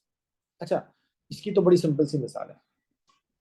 मैं लेमैन मिसाल से शुरू करूंगा, फिर मैं आपको अपनी मशीन लर्निंग की मिसाल बताता हूँ। आप नया फोन जब खरीदेंगे ना, और जब आप टेक्स्ट कर रहे हो तो आपको शुरू में ना गलत टेक्स्ट नजर आ रहा होगा, यानी गलत टेक्स्ट का मतलब है आप लिख रहे होंगे और अगर उसका आपको ऑटो करेक्शन ऑन होगा तो वो आपको सही करेक्शन नहीं दे रहा होगा। आप करेक्ट चेंज करेंगे मैसेज को, फिर सही करके लिखेंगे, फिर सही करके लिखेंगे। महीना 1.5 महीना ना आपका फोन आपकी टाइपिंग के तरीके को सीखेगा। जैसे मेरी नॉर्मली आदत है शॉर्ट फॉर्म लिखने की, HRU, हाउ आर यू। तो कभी कभी तो मैं, मेरे बॉस कहते हैं बिलाल तुम्हारी ना पहले मैसेजेस पढ़ने के लिए ना पहले मुझे एक डिक्शनरी रखनी पड़ती है जिसमें आधे से ज्यादा तो शॉर्ट फॉर्म यूज करते हैं। तो अब मिसाल के तौर पे मेरी जो मशीन है ना, ये मशीन, ये इसको मेरी आदत लग गई। अब ये मुझे प्रेडिक्टिव टेक्स्ट भी वही देते हैं, HY HRU, where are you. अगर कोई भी ऐसी चीज लिखना हो ना तो I normally go on for short short numbers. अब ये हो सकता है पूरा पूरा लिखता हूँ, जैसे बहुत से बच्चे लिखते हैं अस्सलाम वालेकुम रहमतुल्लाह, पूरा सलाम लिखते हैं। अब वो मशीन भी सीख गई है, अब आप ASS लिखोगे वो पूरा आपको आगे का एरिया देगा, लेकिन मेरी आदत है ASA, तो अब मेरे मोबाइल पे वो यही ऑफर देता है। तो this is not machine learning की सबसे बेसिक और बेहुदा एग्जाम्पल। लेकिन अब मशीन लर्निंग की सबसे बेस्ट एग्जाम्पल आपको मैं बताता हूँ। देखिए मिसाल के तौर पे हमारी एक प्रोडक्शन मशीन पे जब आप कंटिन्यूसली बैजेस चलाते रहते तो आप देखना कि एक टाइम आएगा जहां पे आपका एरर का रेशियो कम हो जाएगा। अच्छा, उसमें मैन की कोई इन्वॉल्वमेंट नहीं है, वो हमारी लेमन जबान में हम कहते हैं मशीन रवा हो गई है, रवा नहीं हो गई है। अगर आप टेक्निकली देखो तो मशीन लर्निंग एल्गोरिथम आपकी बैच की रिक्वायरमेंट समझ गया। सो बेसिकली वो आइडेंटिफाई करते हैं कि what is the requirement that you would want to work on. आप किस चीज पे ज्यादा फोकस करते हो? यार ये रॉ मटेरियल की जो क्वालिटी है ना इनकी बेस्ट होती है, तो मशीन को भी अब अच्छी क्वालिटी के रॉ मटेरियल को प्रोड्यूस करने की आदत है। मशीन की भी आदत बन गई है कि अब अच्छी क्वालिटी के रॉ मटेरियल को प्रोड्यूस करे।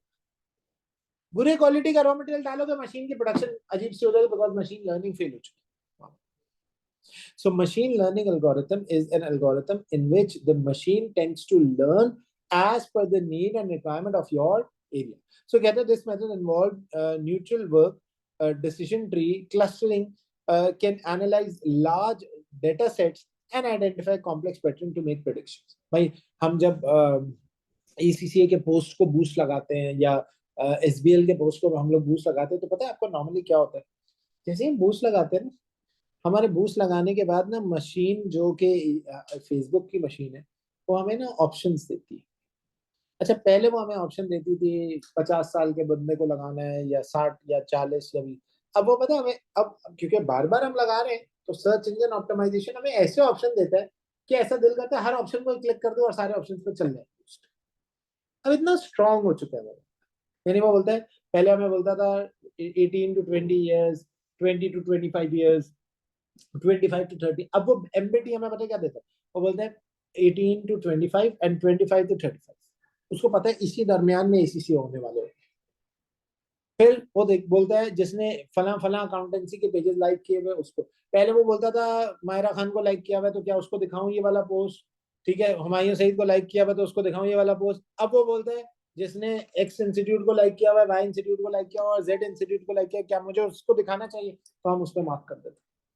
तो मैं कहने का मकसद क्या, देखिए कितना क्यूमुलेटिव रिजल्ट, कितना बेहतरीन, कितना स्टिमुलेटेड किस्म का रिजल्ट मुझे नजर आने लगा है। सो machine learning method is basically identifying and letting the machine learn. Machine शुरू में कभी भी 100% एफिशिएंसी नहीं देती।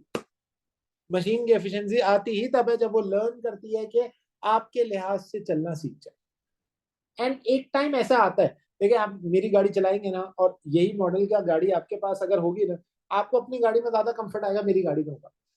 क्यों? आपको लगे, हालांकि गाड़ी से आपको लगेगा यार मेरा हाथ उस पर सेट है, वो जो हाथ सेट है वो मशीन ने सेट करा है यार।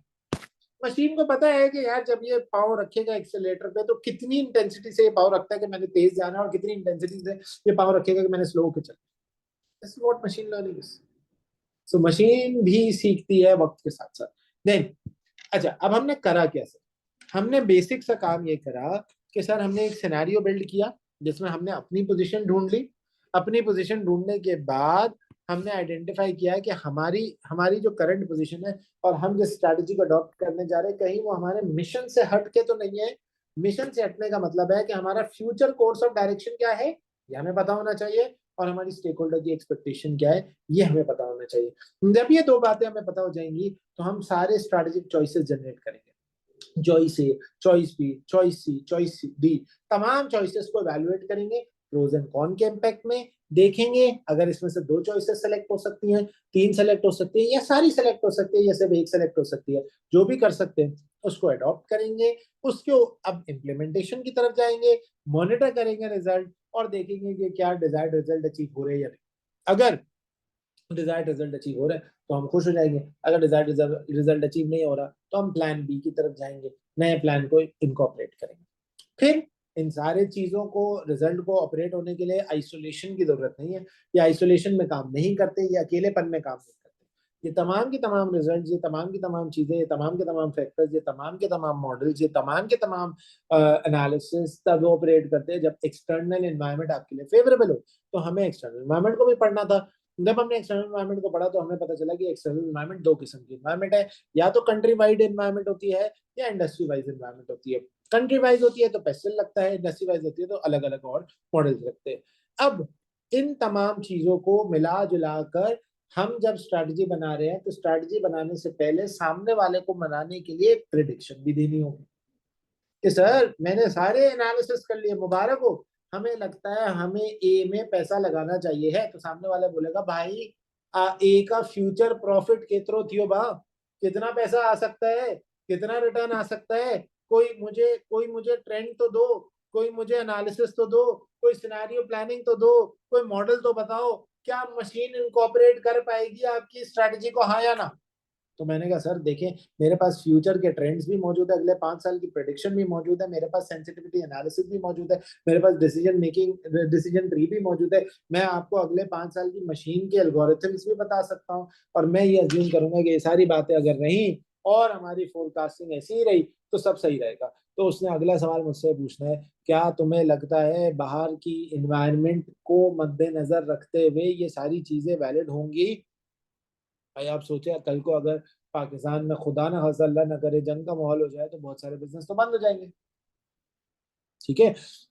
अगर लोगों की पर कैपिटा इनकम गिर जाए तो बहुत सारे बिजनेस तो बंद हो जाएंगे। अच्छा, अगर लोगों की पर कैपिटा इनकम बढ़ जाए तो बहुत सारे बिजनेस और खुल जाएंगे। तो now the question over here arises, how do you see the external environment? इसका मतलब है ये तमाम प्रेडिक्शंस, तमाम वैलिडेशंस, तमाम सिनेरियोस, तमाम स्ट्रेटजीज को वैलिडेट करने के लिए एक कंट्रोल्ड एनवायरनमेंट चाहिए। तो इसका मतलब है मुझे एनवायरमेंटल एनालिसिस भी करना पड़ेगा और उस कंट्रोल एनवायरनमेंट में अगेन हमारे पास मैक्रो और माइक्रो लेवल आता है। सो कहते हैं every business must analyse its environment as it is imperative for its long term success and strategy. As there are two types of environment, both environment must be analyzed. Following two models are used to analyze the environment: general environment or country-wise analysis. This is known as special model. Immediate environment or industry-wise analysis. इसमें हम लोग normally Porter 5 force model apply करते हैं.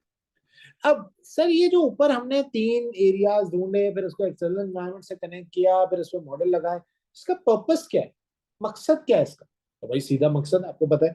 The main purpose of strategic analysis is to assess a company's internal strength and weakness and external opportunities and threat. It helps in making the informed decision and optimizing the use of resources. Strategic analysis tries to find answers to 3 key questions. Number 1, where is the business now? हमारा business इस वक्त कहाँ stand करता है? Number 2, how might the business be affected by what is happening or likely to happen? हमारे business कैसे affect करेगा कि जो मार्केट में अगले सालों में होने जा रहा है? देखिए मैं आपको एक मिसाल देता हूँ. आप में से किसी को भी इस वक्त इन्वेस्टमेंट करने का दिल करता है ना, जैसे ही गोल्ड कम पे आए ना, पैसे गोल्ड लगा दो, पैसे गोल्ड पे लगा दो. मेरे हिसाब से this is the best investment strategy that you can do right now. देखो एक जमाने में ना रियल एस्टेट का बूम था, ठीक है, मैंने भी अपनी लाइफ में ना रियल एस्टेट मार्केट में बड़ा कोशिश की है लगाने की पैसा, लेकिन रियल एस्टेट मार्केट एक अजीब सी चीज है. जैसे इकोनॉमिक हालात खराब होते हैं रियल एस्टेट मार्केट नीचे आ जाती है. जैसे आईएमएफ का दिल करता है रियल एस्टेट मार्केट पे सैंक्शंस लगाना शुरू कर देता है, उसको उसके ऊपर ना रुकावटें ले आते हैं. Right now the bestest possible market is, और वो भी जितना आप शॉर्ट खेल सकते हो, वो है गोल्ड की मार्केट. सो तुम्हारा बिजनेस इस वक्त कहाँ स्टैंड करता है, ये चीज तुम्हें पता होनी चाहिए है. Second, how might the business be affected by what is happening or likely to happen? कैसे मेरा बिजनेस अफेक्ट होगा जो फ्यूचर में होने जा रहा है? भाई ये रियलिटी है कि सर फ्यूचर में मुझे लगता है अगर ईरान इजराइल की जंग होती रही तो हमारी कम्यूट इंडस्ट्री के ऊपर, हमारी हैवी व्हीकल इंडस्ट्री के ऊपर एक नेगेटिव कॉस्ट का इम्पैक्ट आए. और सर वो जाहिर है अपनी जेब से तो नहीं भरेंगे पेट्रोल के पैसे, महंगे पेट्रोल के पैसे, तो सर वो जहां से भरेंगे वो क्या होगा, वो सीधा का सीधा हमारे ऊपर ट्रांसफर होगा. अच्छा, अब एक और प्रॉब्लम भी आएगा. सर अगर वो कम्यूट इंडस्ट्री, जाहिर है क्योंकि ईरान से तेल नहीं आएगा जब, तो महंगा होगा. पहले तो महंगा होने के बाद जो हमारे पास दूसरे रिसोर्सेज ऑफ तेल है, ऑयल है, वो यूज होंगे. जब उनको यूज किया जा रहा है ऑलरेडी इतना, जितनी हमारी डिमांड है उससे ज्यादा तो हम परचेज भी नहीं कर रहे, तो इसका मतलब है कि एक डिमांड पुल इन्फ्लेशन उसमें भी आना शुरू होगा. और आगे आने वाले 6 महीने में एक इन्फ्लेशन का बड़ा खतरनाक इम्पैक्ट हमारी इकोनॉमी को टच करेगा, just because of the fact कि ईरान और इजराइल की जंग. तो इसका मतलब है कि सर मेरे लिए इस वक्त सबसे वैल्यूएबल रिसोर्सेज क्या है? ऐसी रिसोर्सेज जिसके ऊपर मुझे यहाँ पे, मिसाल के तौर पे मुझे शेयर्स अगर खरीदने होंगे ना इस वक्त, तो मैं कहूंगा यार मैं Pakistan petroleum limited PPL, Pakistan oil field limited POL, Pakistan state oil PSO, इनके शेयर्स खरीद, क्योंकि मुझे ये पता है कि अगले 6 महीने, हाँ कंसिडरिंग द फैक्ट कि जंग बंद हो गई और डोनाल्ड ट्रंप की बात मान ली सब, क्योंकि वो कह रहे हैं ना कि मैं बंद करा के दिखाऊं, तो अगर ये हो गया तो यार मेरे और तुम्हारे दोनों को नुकसान हो जाएगा शेयर की मार्केट.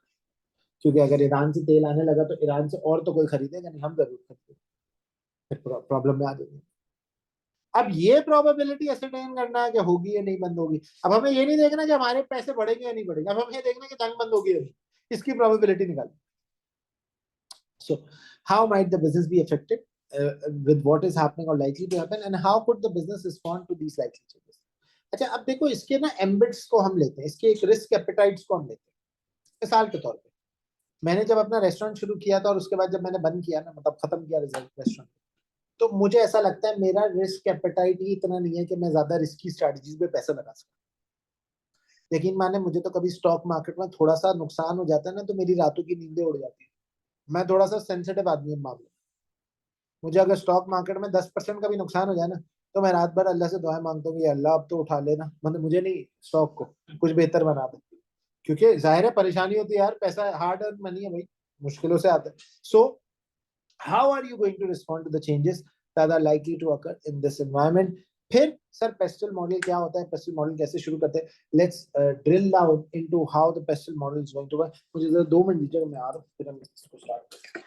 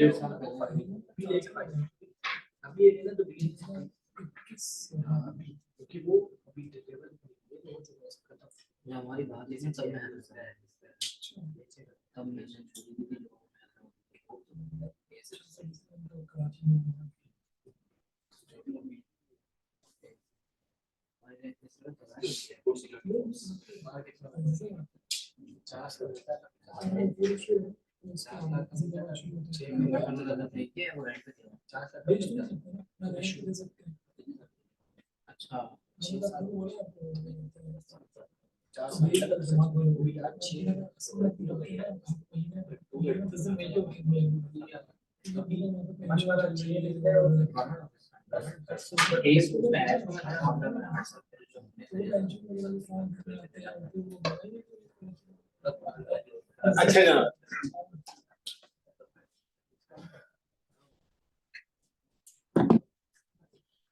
अच्छा again political, economical, social, technological, ecological and legal factors. So let's see.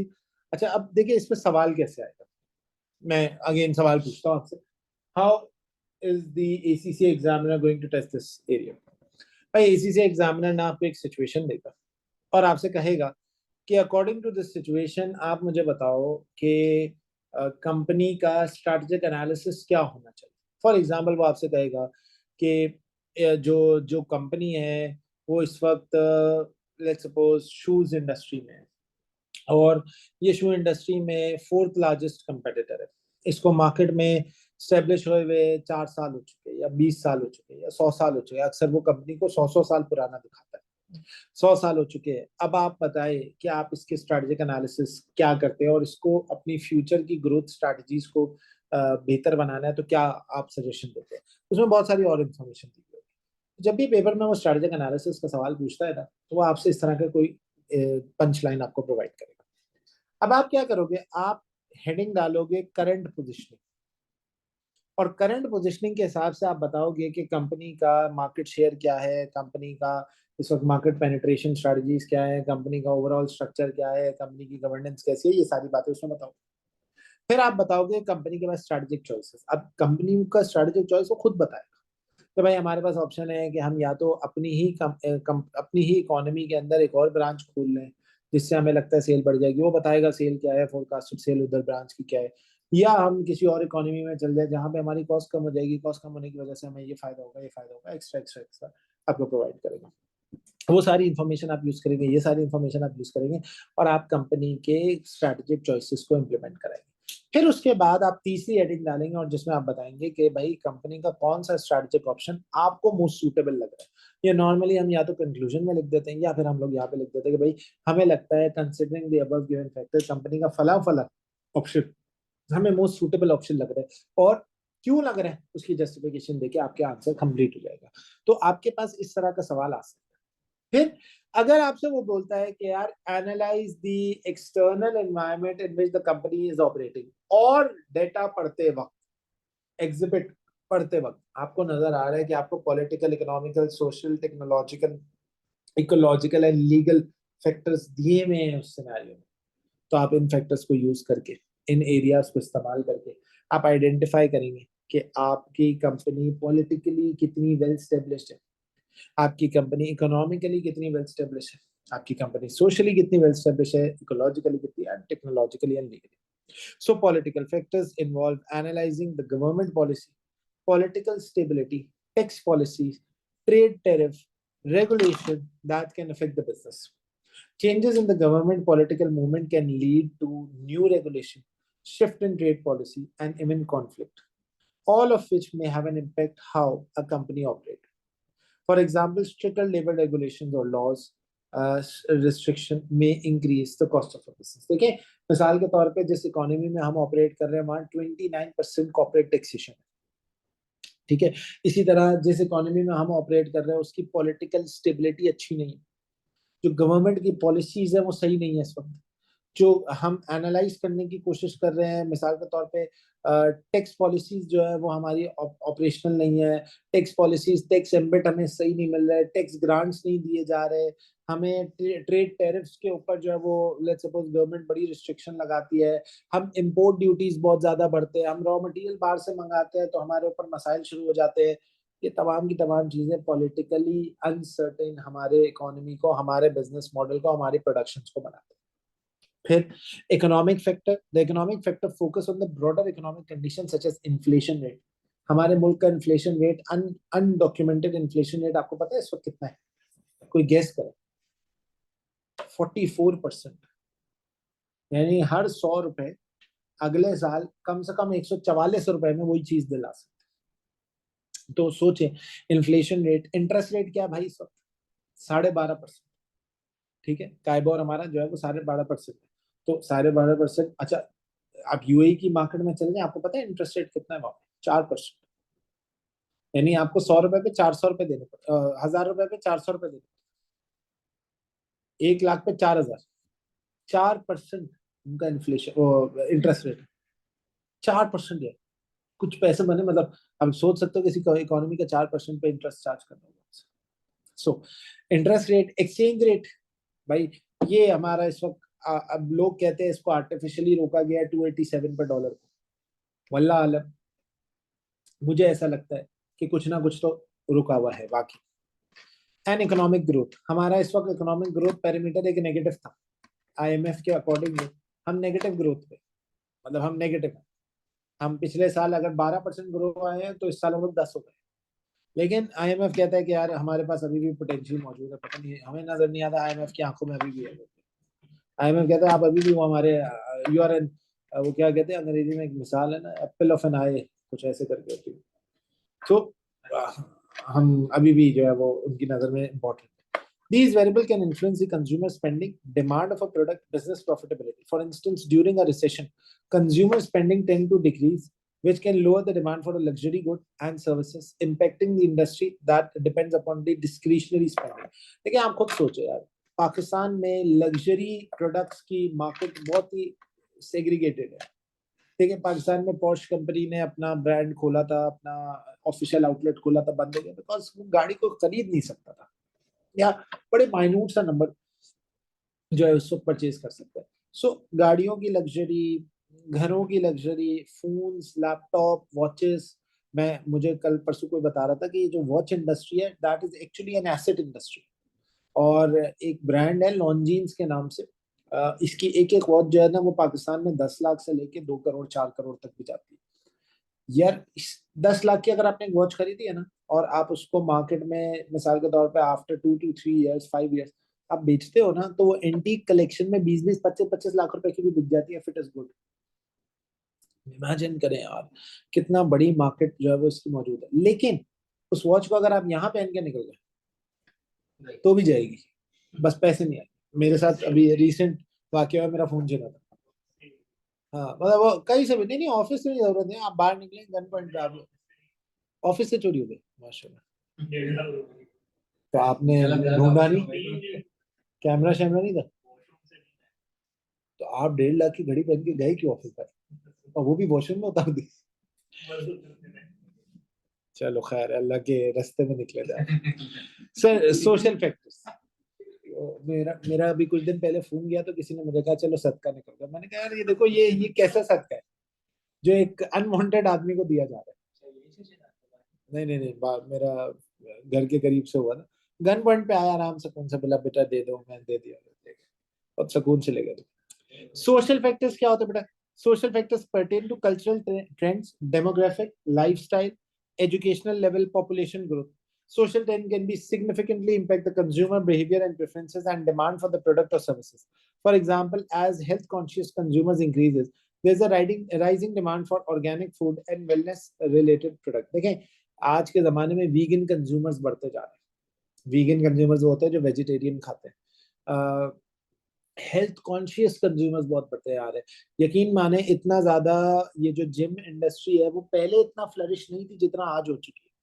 ये ट्राइफिट जितने भी आ गए नए नए बड़े बड़े नाम, तो आप इमेजिन करें कितना ज्यादा ये इंडस्ट्री मार्केट में फ्लरिश कर रही है। ठीक है, ट्राइफिट हो गया, ये जितने भी बड़े जिम्स के हैं। फिर उसके बाद ऑर्गेनिक फूड आना शुरू हो गए हैं, कीटो डाइट्स वाले पैदा हो चुके हैं जो आपको कीटो डाइट्स प्रोवाइड करते हैं, बड़ा huge huge amount of money they charge from you, और वो उस चीज को इनकॉर्पोरेट कर रहे होते हैं। फिर and demand for the product, for example, health conscious consumer. फिर technological factors refers to innovation, advancement and pace of the technology. यार BYD का ये क्लेम है, मुझे नहीं पता सच है या झूठ है, कि उनकी टेक्नोलॉजी हर 15 मिनट में अपडेट होती है। BYD एक गाड़ी बनाने की कंपनी है, दुनिया में बहुत मैसिवली ग्रोथ पे आ गई है। कहते हैं यार 15 मिनट में हमारी टेक्नोलॉजी अपडेट होती है, और हर 3 मिनट में वो एक गाड़ी बेचते हैं। आप सोचो, दुनिया दुनिया का स्टैट्स वो बता रहे, पाकिस्तान में नहीं, हर 3 मिनट में एक गाड़ी बेचते हैं। सोचिए कितना टेक्नोलॉजिकली ये एडवांस कंपनी होती जा रही है। टेस्ला, हर चीज कनेक्ट कर दिया उन्होंने गाड़ी से। आपका मोबाइल फोन, आपका ट्विटर अकाउंट, आपका फेसबुक, हर चीज मोबाइल आपके टेस्ला, आपके गाड़ी से कनेक्टेड है। सो कहते हैं technological factors refer to innovation, advancement and the pace of technological changes. सोचो, इमेजिन करो, एक साल आईफोन ना अपना मॉडल लॉन्च करना स्किप कर गया, बस वो साल आईफोन का आखिरी होगा। इस वक्त technologically advancement of cellular companies में एप्पल कंपनी ये रिस्क ले ही नहीं सकता कि वो रुक जाए। एक भी साल का गैप आया ना, Apple company is going to wipe out of the market. जैसे नोकिया कंपनी के सीईओ कहते हैं, we didn't did anything wrong still we fail. हमने तो कुछ गलत किया ही नहीं, फिर भी फेलियर हमारा हिस्सा बन गया। So technologically they were not very well versed in this regard.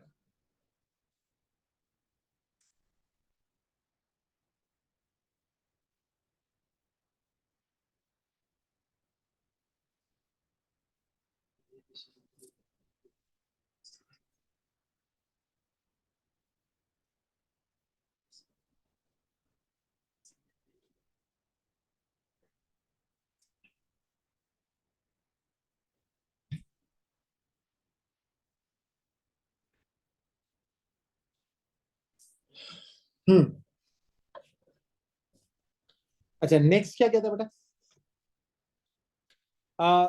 Ecological factors. Ecological factors क्या होते हैं बेटा? Factors that focus on ecological and environmental aspects like climate change, sustainability, environmental regulation. मैं आपको एक छोटी सी मिसाल इस पर भी देता हूँ।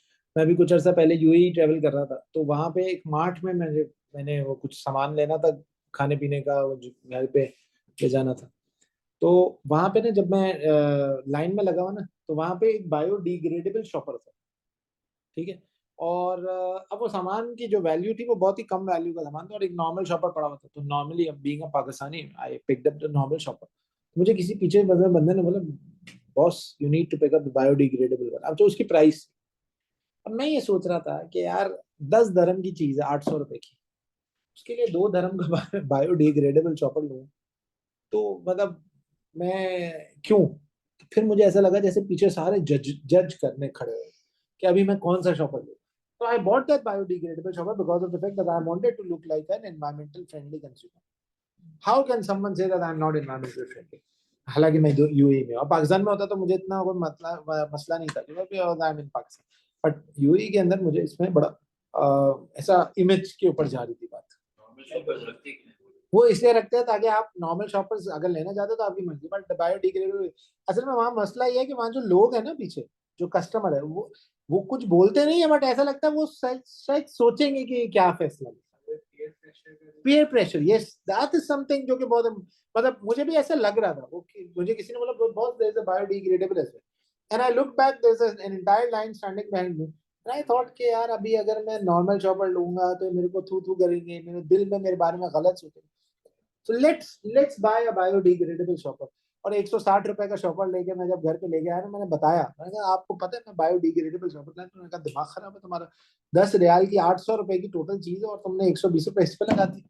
सो देखिए, कहने का मकसद क्या है कि environmental conscious consumers, vegan customers, green consumers, आप बॉडी शॉप का कुछ भी परचेज करते हैं, तो बॉडी शॉप का कुछ भी जब परचेज करते हैं, तो बॉडी शॉप जो है ना, वो आपको पीछे प्रोडक्ट के पीछे ना लिख देता है that we are biodegradable, plus we do not use animal in the production of this product, और हमारे जो भी कंटेनर्स वगैरह है वो बायोडिग्रेडेबल है, प्लस हम चाइल्ड लेबर नहीं यूज करते। पता नहीं कितनी चीजें उसने लिखी हुई है उसके पीछे। अगर हम इमेजिन करें कि यार ये जो चीजें वो लिख रहा होता है, इसका मतलब है कि उसकी प्रोडक्ट में कोई कोई एक्स्ट्रा क्वालिटी नहीं है, बट कुछ ऐसा एक्स्ट्रा इम्पैक्ट है जो आपके इकोनॉमिकल इकोलॉजिकल कंज्यूमर्स को अट्रैक्ट करने के लिए बड़ा जबरदस्त। सो कहता है आपसे, for example industries that heavily rely on natural resources such as manufacturing और agriculture are significantly impacted by environmental regulation or changes in weather pattern. For example, to reduce the use of paper in educational institution and move to paperless environment as paper is manufactured. आज आप देखें ना, educational institution majority paperless होते जा रहे हैं, काफी ज्यादा पे। ये हम लोग हैं जो आप लोगों को अभी भी नोट्स वगैरह प्रोवाइड करते थे, लेकिन नॉर्मली आप वाकई अब मैं एक ए लेवल कॉलेज में एज अ गेस्ट स्पीकर बुलाया हुआ था, तो मैं हैरान था कि उस ए लेवल कॉलेज में हर बच्चे के पास आईपैड है, हर बच्चे को आईपैड दिया हुआ है, उनकी फी में लग के आता है, और हर बच्चा अपना आईपैड लेके आता है, आईपैड यूज, मतलब मैं तो सोचता था यार इनकी चोरी भी नहीं होती। तो इतना आसानी से वो ए लेवल कॉलेजेस वाले कहते हैं कि नहीं, we are every single book is given in this iPad. इनका एक पोर्टल बना हुआ है, उस पोर्टल पर बच्चे जाते हैं, आईपैड पे लॉग इन करते हैं, and they can easily use the book, easily use the resources, सारे रिकॉर्डेड लेक्चर्स वगैरह ये सब बता। जिसको पढ़ने से दर्द है आईपैड मतलब मुश्किल लगता है आईपैड, पता नहीं यार, उन्होंने असल में बच्चों को लगा दिया इस चीज को। क्या बात है? नहीं, आप भी नए हैं, मेरे से 1-1.5 साल ही बड़े हो गए मुझे, माशाल्लाह 22 हो गए, मेरे से 1-1.5 साल ही बड़े हो, ज्यादा बड़े तो कर लोगे तो अच्छा। फिर इकोलॉजिकल फैक्टर के बाद आता है legal factor. So legal factors involve the laws and regulation.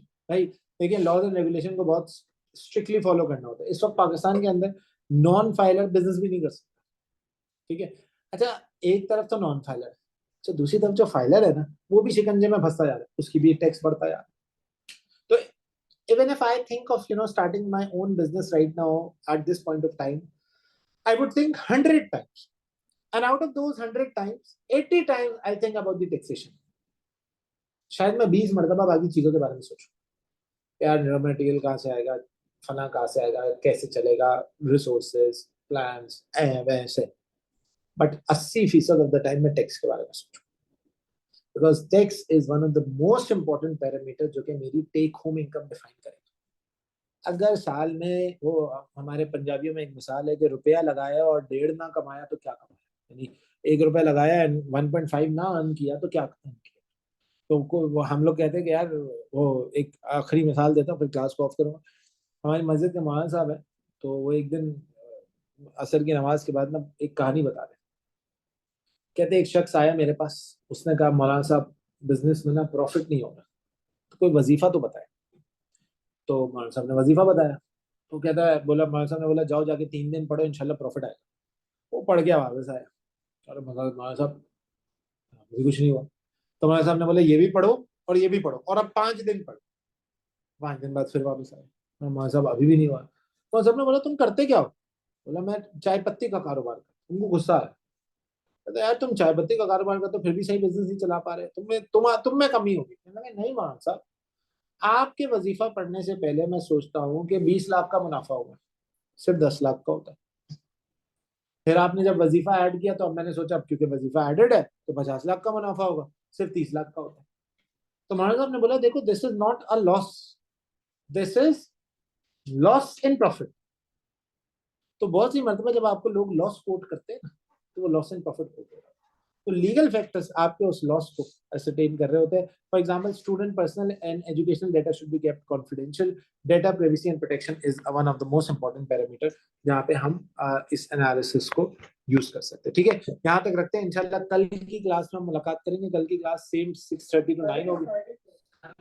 Sorry, Friday वाले दिन हम नहीं, कल होगी ना, वेनेसडे फ्राइडे। हाँ सॉरी सॉरी, नहीं वेनेसडे फ्राइडे और सैटरडे, इस दफा मैंने चेंज किया। हाँ वेनेसडे फ्राइडे और सैटरडे, नहीं नहीं सब वेनेसडे फ्राइडे और सैटरडे करेंगे। अब हम फ्राइडे को मिलेंगे, कल नहीं मिलेंगे, फ्राइडे को मिलेंगे। अगर आपके दोस्त कोई अभी भी हैं जो एडमिशन लेने जा रहे हैं तो हम ये 2 वीक ओपन रखेंगे ताकि जो जो आना चाहते हो आ जाए। उसके बाद फिर हम क्लोज करेंगे इंशाल्लाह। कल नहीं है हमारी क्लास, फ्राइडे वाले दिन होगी, हम इसको कंटिन्यू करेंगे। फ्राइडे को आपने मुझे रिमाइंड कराना है कि मैं आपको फॉर्मेट का हैंड आउट जो है वो प्रोवाइड करूंगा। ठीक है, यहाँ तक रखते हैं। इंशाल्लाह नेक्स्ट क्लास में मुलाकात।